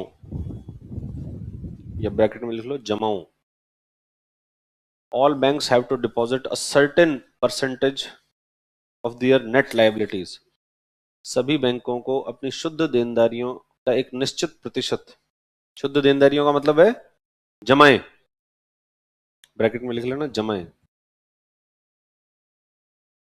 All banks have to deposit a certain percentage of their net liabilities with RBI. सभी बैंकों को अपनी शुद्ध देनदारियों का एक निश्चित प्रतिशत आरबीआई के पास जमा कराना होता है। All banks have to deposit a certain percentage of their net liabilities with RBI, जिस पर आरबीआई कोई ब्याज नहीं देता है, on which RBI does not pay any interest, जिस पर आरबीआई कोई ब्याज नहीं देता है, on which RBI does not pay any interest.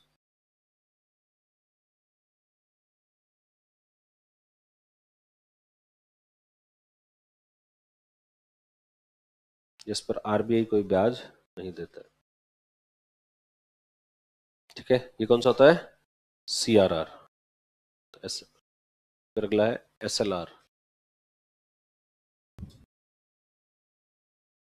SLR, statutory liquidity ratio, वैधानिक या साविधिक तरलता अनुपात, स्टैट्यूटरी लिक्विडिटी रेशियो।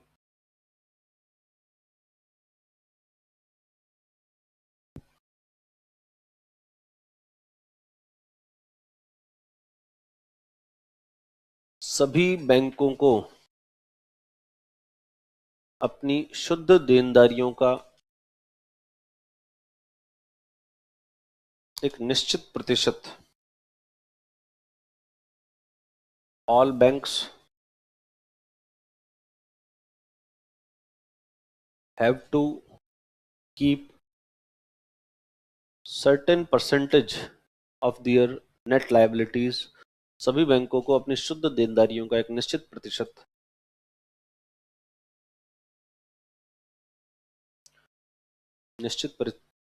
तरल परिसंपत्तियों जैसे all banks have to keep certain percentage of their net liabilities in form of liquid assets like, सभी बैंकों को अपनी शुद्ध देनदारियों का निश्चित प्रतिशत तरल परिसंपत्तियों जैसे सरकारी प्रतिभूतियां,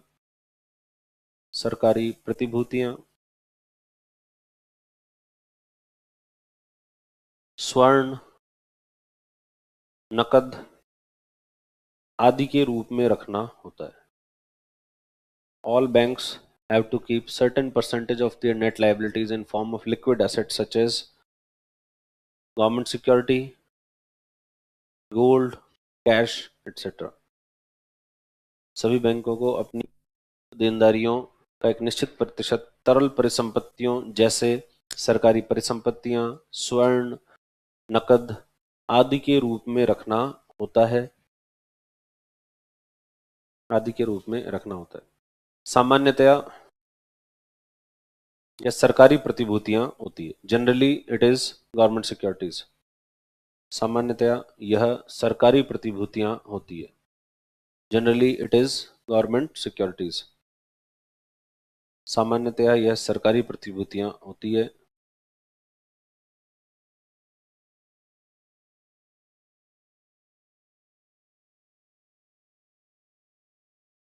इस पर बैंक को ब्याज मिलता है।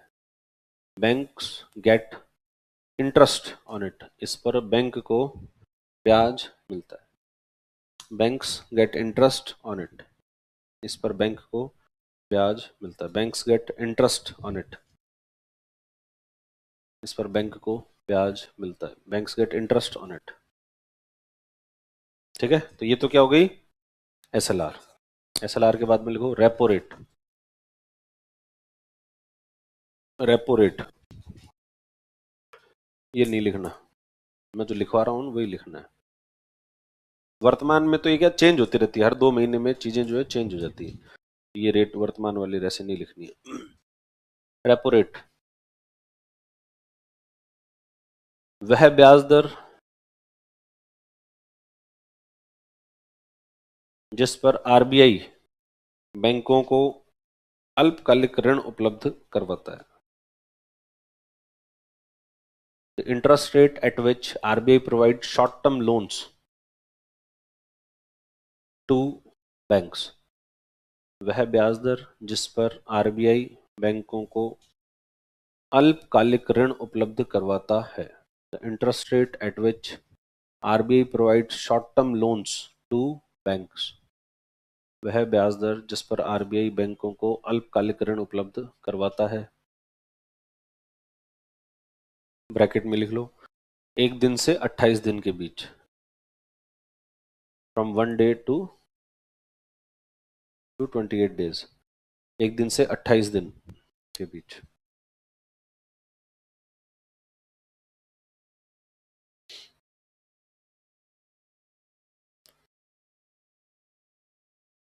इस ऋण के लिए फॉर दिस लोन,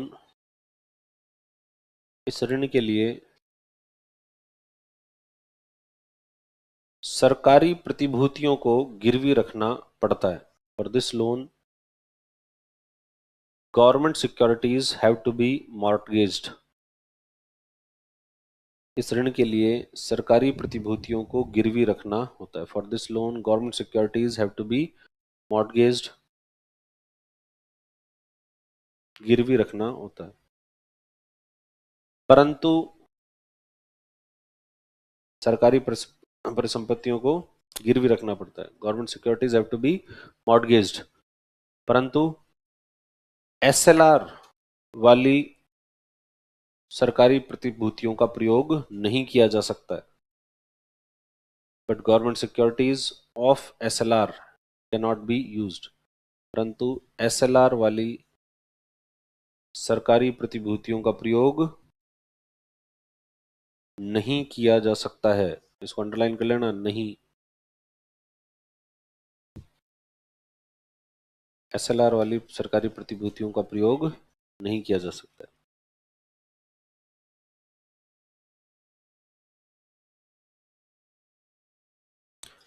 यह सबसे महत्वपूर्ण दर होती है। It is most important rate. यह सबसे महत्वपूर्ण दर होती है। It is most important rate.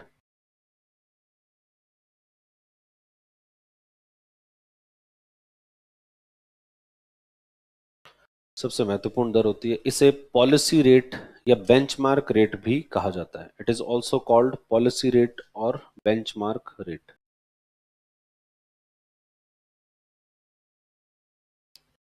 इसे पॉलिसी रेट या बेंचमार्क रेट भी कहा जाता है। It is also called policy rate और benchmark rate.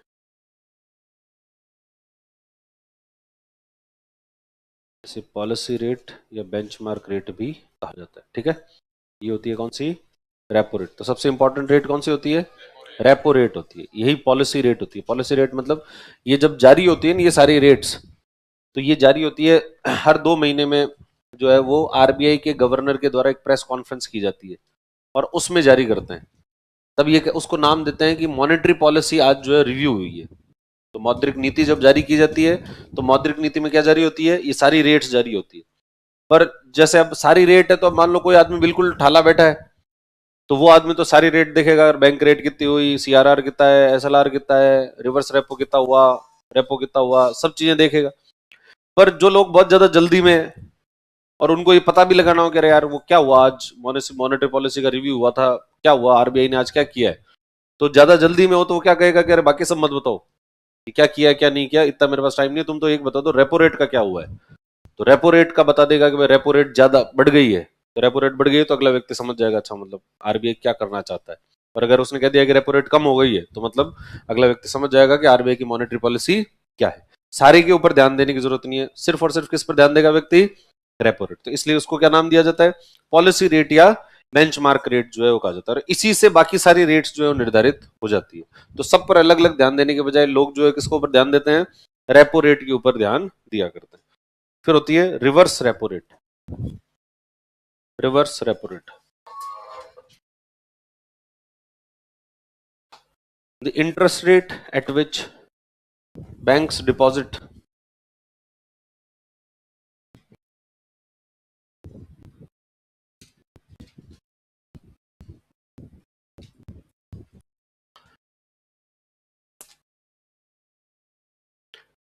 The interest rate at which banks deposit their money with RBI, वह ब्याज दर जिस पर बैंक आरबीआई के पास अपना पैसा जमा करवाता है।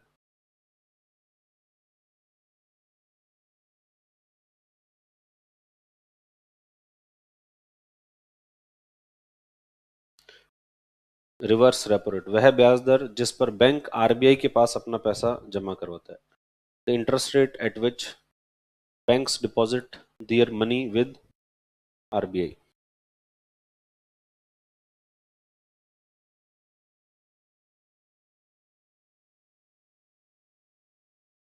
ठीक है, तो ये तो रेपो रेट और रिवर्स रेपो रेट। और ये रेपो रेट और रिवर्स रेपो रेट वाला जो ऑपरेशन है कि भाई ये रेपो रेट के तहत ऋण देंगे या वहां से जो है वो पैसे ले लेंगे, ये आरबीआई ने किस सुविधा के तहत शुरू किया? इसको क्या नाम देते हैं? LAF, liquidity adjustment facility. कि ये जो रेपो मार्केट है या फिर रेपो रेट के तहत ऋण देना और उनसे पैसे लेना, ये जो है ये आरबीआई ने किसके तहत शुरू किया? Liquidity adjustment facility. और ये भी कब शुरू किया? ये 2000 के अंदर, वर्ष 2000 में। मतलब वर्ष 2000 से पहले अगर तुम पढ़ रहे होते तो ये कोई रेपो रेट वगैरह पढ़ने की जरूरत नहीं थी, क्योंकि उससे पहले ऐसा कुछ होता ही नहीं था। ऐसा नहीं होता था कि भाई आप बैंकों के पास जो है वो आरबीआई बैंक आरबीआई के पास जाएं और वहां से पैसे लें। उस समय बैंकों को जब पैसों की जरूरत होती थी तो कहां जाते थे? उस समय बैंकों को जब पैसों की जरूरत होती थी तो वो दूसरे बैंकों से जो है वो लेकर आते थे। ठीक है, जब दूसरों बैंकों से लेकर आते थे तो उसमें क्या होता था? उतार चढ़ाव बहुत ज्यादा होता था। कि कभी तो जैसे सारे बैंक जो है उनके पास पैसे पैसे पड़े हुए हैं, सारे बैंकों के पास पैसे पड़े हैं, तो ब्याज दर क्या हो जाएगी? बहुत कम हो जाएगी। और अगर किसी बैंक के पास में पैसे है ही नहीं और एक बैंक है वो ऐसे मारा मारा फिर रहा है कि उन्होंने एसबीआई वालों को फोन किया, एसबीआई वाले भी कह रहे हैं कि साहब हमारे पास में तो लोन नहीं है। दूसरा किसी बैंक को बड़ौदा, उन्होंने कहा हमारे पास भी नहीं है। तीसरे को फोन किया, उसने कहा हमारे पास भी नहीं है। तो यानी अब उस बैंक को जरूरत तो बहुत ज्यादा है परंतु उसको पैसे देने वाला मिल नहीं रहा। फिर कोई एक बैंक जो है वो मिल जाएगा उनको, और वो एक बैंक को तब तक मार्केट में खबर हो जाती है कि यार वो एसबीआई वाले घूम रहे हैं आज और उनको क्या चाहिए? पैसे चाहिए। अब उनको पैसे चाहिए और उस एक बैंक को जैसे ये पता लग जाता है कि आज एसबीआई को कोई पैसे देने वाला नहीं है, अपन अकेले ही हैं, तो फिर वो कहता है कि हम दे देंगे, तुमको क्यों नहीं देंगे पैसे, तो परंतु हम क्या करेंगे? ब्याज ज्यादा लेंगे। तो वो ब्याज जो है वो ज्यादा लेते थे, तो कभी तो बहुत कम ब्याज दर पर मिलता था, कभी बहुत ज्यादा ब्याज दर पर देते। इसलिए फिर आरबीआई ने कहा कि इस व्यवस्था को, ये जो बहुत ज्यादा उतार चढ़ाव है, इसको हटाकर क्या करते हैं? हमसे ले लिया करो, ऐसे पैसे चाहिए तो हम आपको जो है वो ऐसे उतार चढ़ाव नहीं करेंगे, एक निश्चित ब्याज दर होगी उसी पर देंगे, और उस ब्याज दर को हम ऐसे रोज रोज नहीं बदलेंगे, उसको बदलने के लिए हम क्या लगेंगे, समय लगाएंगे कि भाई जैसे 2 महीने के अंदर या पहले 45 दिन के अंदर होता था तो उसके अंदर उसको कार्य किया जाता। तो ये रेपो रेट और रिवर्स रेपो रेट, ये दोनों की दोनों चीजें किसके तहत शुरू की गई, लिक्विडिटी एडजस्टमेंट फैसिलिटी। लिखो, तरलता समायोजन सुविधा, लिक्विडिटी एडजस्टमेंट फैसिलिटी, तरलता समायोजन सुविधा।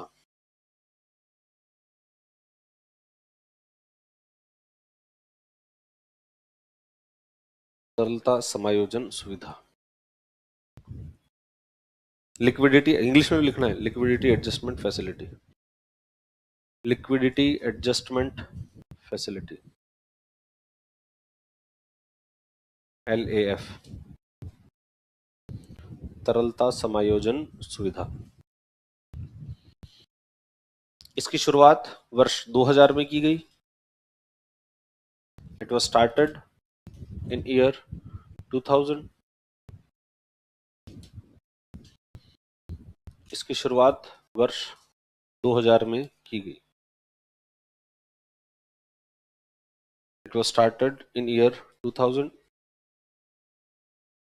इसके तहत रेपो बाजार को विकसित किया गया। इसके तहत रेपो बाजार को विकसित किया गया। Under it repo market was developed. इसके तहत रेपो बाजार को विकसित किया गया। रेपो बाजार का मतलब रेपो रेट और रिवर्स रेपो रेट।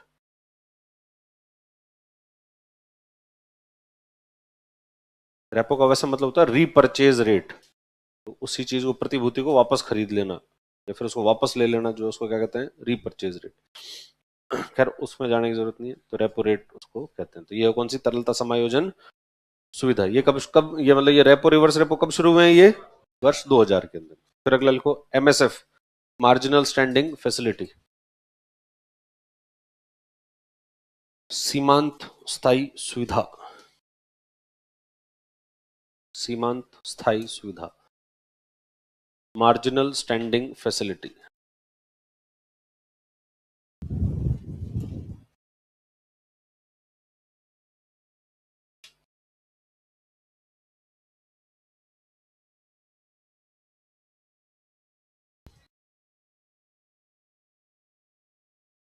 अल्पकालीन नहीं होती। मार्जिनल स्टैंडिंग फैसिलिटी, इसे वर्ष 2011 में शुरू किया गया। It was started in year 2000। इसे वर्ष 2011 में शुरू किया गया।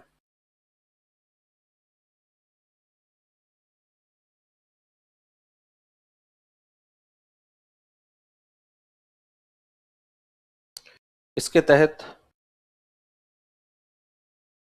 बैंक RBI से अल्पकालिक ऋण ले सकते हैं। Under it banks can take short term loan from RBI। इसके तहत बैंक RBI से अल्पकालिक ऋण ले सकते हैं। और ये अल्पकालिक, यहां मतलब अल्पकालिक का मतलब वो नहीं होता 1 से 28 दिन, ये 1 दिन का ही होता है। ओवरनाइट लोन होता है ये, मतलब अभी आज लेते हैं, अगले दिन सुबह वापस लौटा देते हैं। ब्रैकेट में लिख लेना 1 दिन।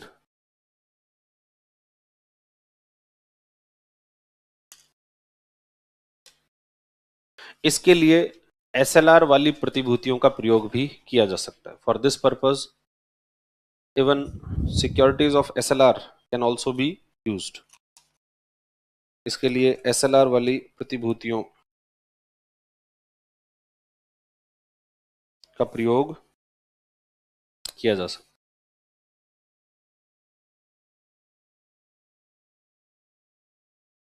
For this purpose, even the SLR securities can be used. इसके लिए SLR वाली प्रतिभूतियों का प्रयोग किया जा सकता है। यह दर रेपो दर से अधिक होती है। This rate is higher than repo rate. यह दर रेपो दर से अधिक होती है।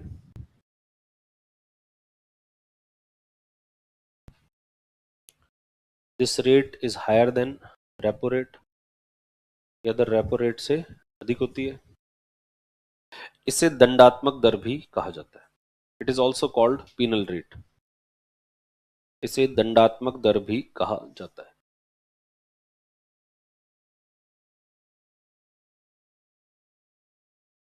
It is also called penal rate.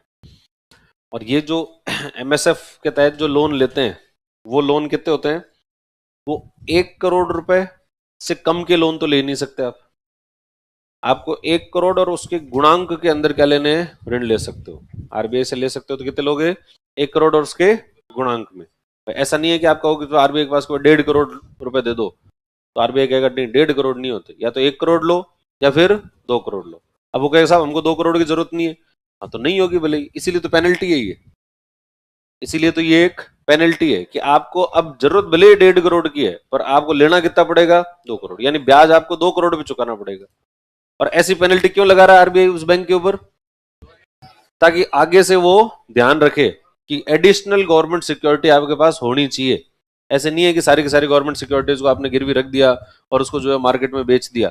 आपके पास में जैसे ही आपको समय मिले, जैसे पैसे हो, तो एडिशनल गवर्नमेंट सिक्योरिटी खरीद लो।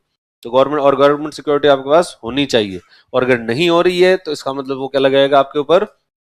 पेनल्टी लगाएगा। तो इसके मतलब ये जो लोन होते हैं वो कितने लिए जा सकते हैं? 1 करोड़ या उसके गुणांक के अंदर जो है वो लिए जा सकते हैं। और अधिकतम कितना ले सकते हैं? न्यूनतम तो हो गया 1 करोड़, अधिकतम कितना ले सकते हो? तो आपकी जितनी देनदारियां हैं, मतलब देनदारियां मतलब जितनी आपकी जमाएं हैं, जितनी भी आपके पास में जमाएं हैं, उन जमाओं का 3% से अधिक लोन इसमें नहीं लिया जा सकता। तो मैक्सिमम कितना हो सकता है? जितनी भी जमाएं हैं उसका कितना? 3%। यानी जमाएं जैसे मान लो 100 करोड़ है, तो आप एमएसएफ के तहत कितना लोन ले सकते हो? 3 करोड़ से ज्यादा का लोन नहीं ले सकते। और न्यूनतम कितना ले सकते हो? 1 करोड़ ले सकते हो। ऐसे नहीं है कि सब आरबीआई के पास चले गए तो 10,000 रुपए दे देना, ऐसे चिंदी काम जो है वो नहीं करता। आरबीआई जो है कहता है साहब ये छोटे मोटे काम नहीं करते, हम तो करोड़ों में ही डील करेंगे। और करोड़ों में भी फिर ऐसा है कि भाई करोड़ का मतलब फिर 1 करोड़ के बाद अगला 2 करोड़ ही आएगा, 1 करोड़ 15 लाख ऐसा नहीं हो सकता। देखो, न्यूनतम ऋण, मिनिमम लोन, न्यूनतम ऋण मिनिमम लोन 1 करोड़ और उसके गुणांक 1 करोड़ और इट्स मल्टीपल्स, 1 करोड़ और उसके गुणांक 1 करोड़ और इट्स मल्टीपल्स, 1 करोड़ और उसके गुणांक। और अधिकतम ऋण कुल जमाओं का 3%, अधिकतम ऋण कुल जमाओं का 3%, 3% ऑफ टोटल डिपॉजिट्स या liabilities.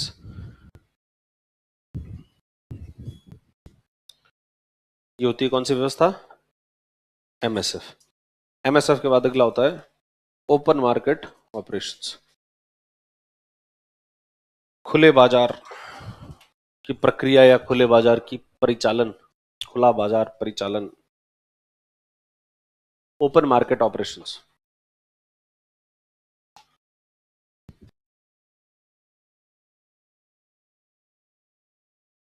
Open market operation,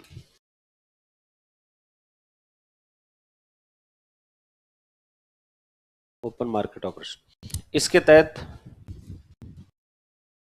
RBI के द्वारा सरकारी प्रतिभूतियों को अंडर इट आरबीआई सेल और परचेज गवर्नमेंट सिक्योरिटीज, इसके तहत आरबीआई के द्वारा सरकारी प्रतिभूतियों को खरीदा और बेचा जाता है।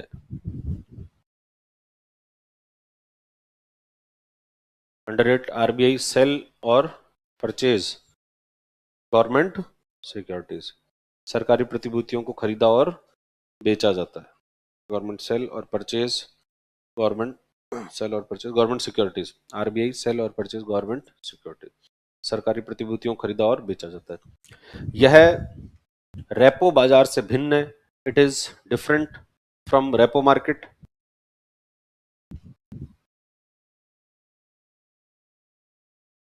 यह रेपो बाजार से भिन्न है। It is different from repo market, क्योंकि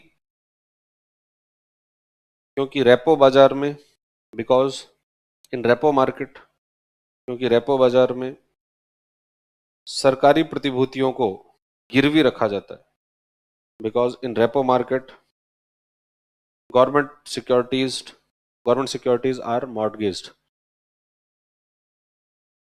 क्योंकि रेपो बाजार में सरकारी प्रतिभूतियों को गिरवी रखा जाता है। तो रेपो बाजार होगा तो उसमें तो क्या करेंगे, सरकारी प्रतिभूतियों को गिरवी रखेंगे, और इसमें क्या करेंगे।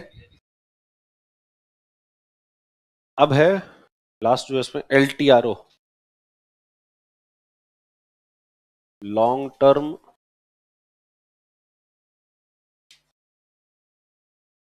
रेपो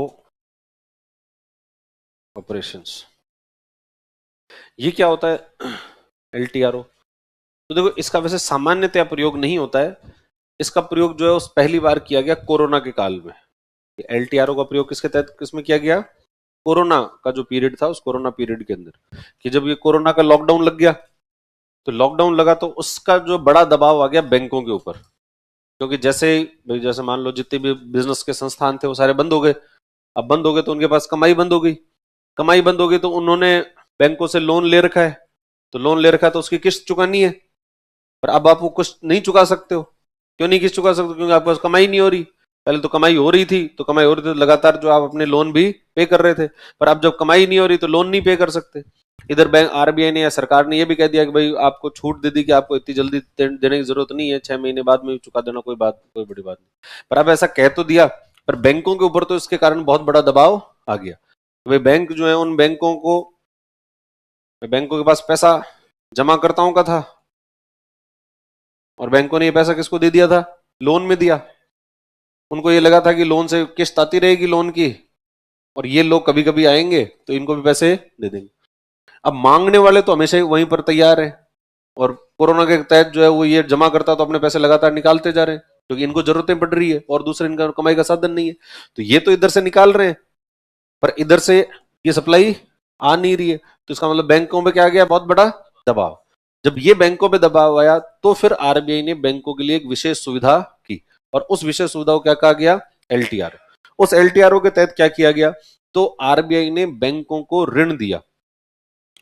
RBI ने क्या दिया, बैंकों को ऋण दिया, और वो ऋण लॉन्ग टर्म का, कि आप जो है आपके पास पैसे नहीं है तो किससे ले लो, RBI से पैसे ले लो, बाद में चुका देना। और इसके ऊपर ब्याज दर कौन से लगाएंगे, सामान्यतया तो कौन सी होती है, बैंक रेट। लॉन्ग टर्म के जो लोन RBI के द्वारा बैंकों को दीर्घकालिक ऋण उपलब्ध करवाए गए, और ये ऋण जो है कौन सी ब्याज दर पर उपलब्ध करवाए गए, रेपो दर पर। देखो, इस व्यवस्था का प्रयोग कोरोना काल में किया गया। This facility was used in corona period. इस व्यवस्था का प्रयोग कोरोना काल में किया गया। This facility was used in corona period.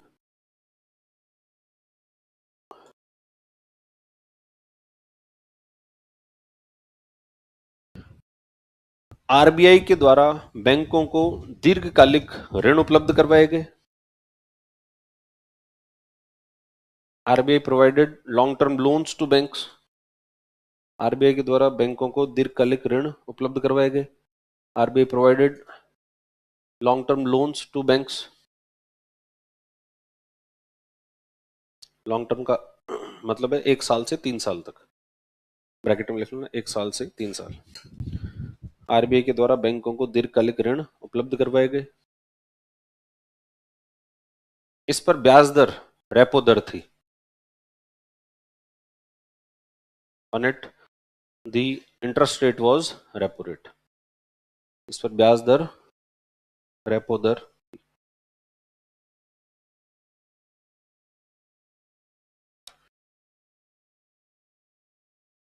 इसे 2 चरणों में पूरा किया गया। It was completed in 2 phases. इसे 2 चरणों में पूरा किया गया। It was completed in 2 phases.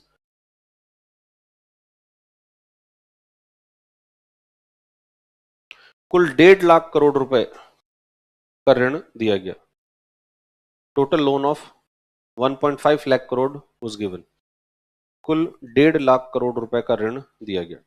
Total loan of 1.5 lakh crore was given.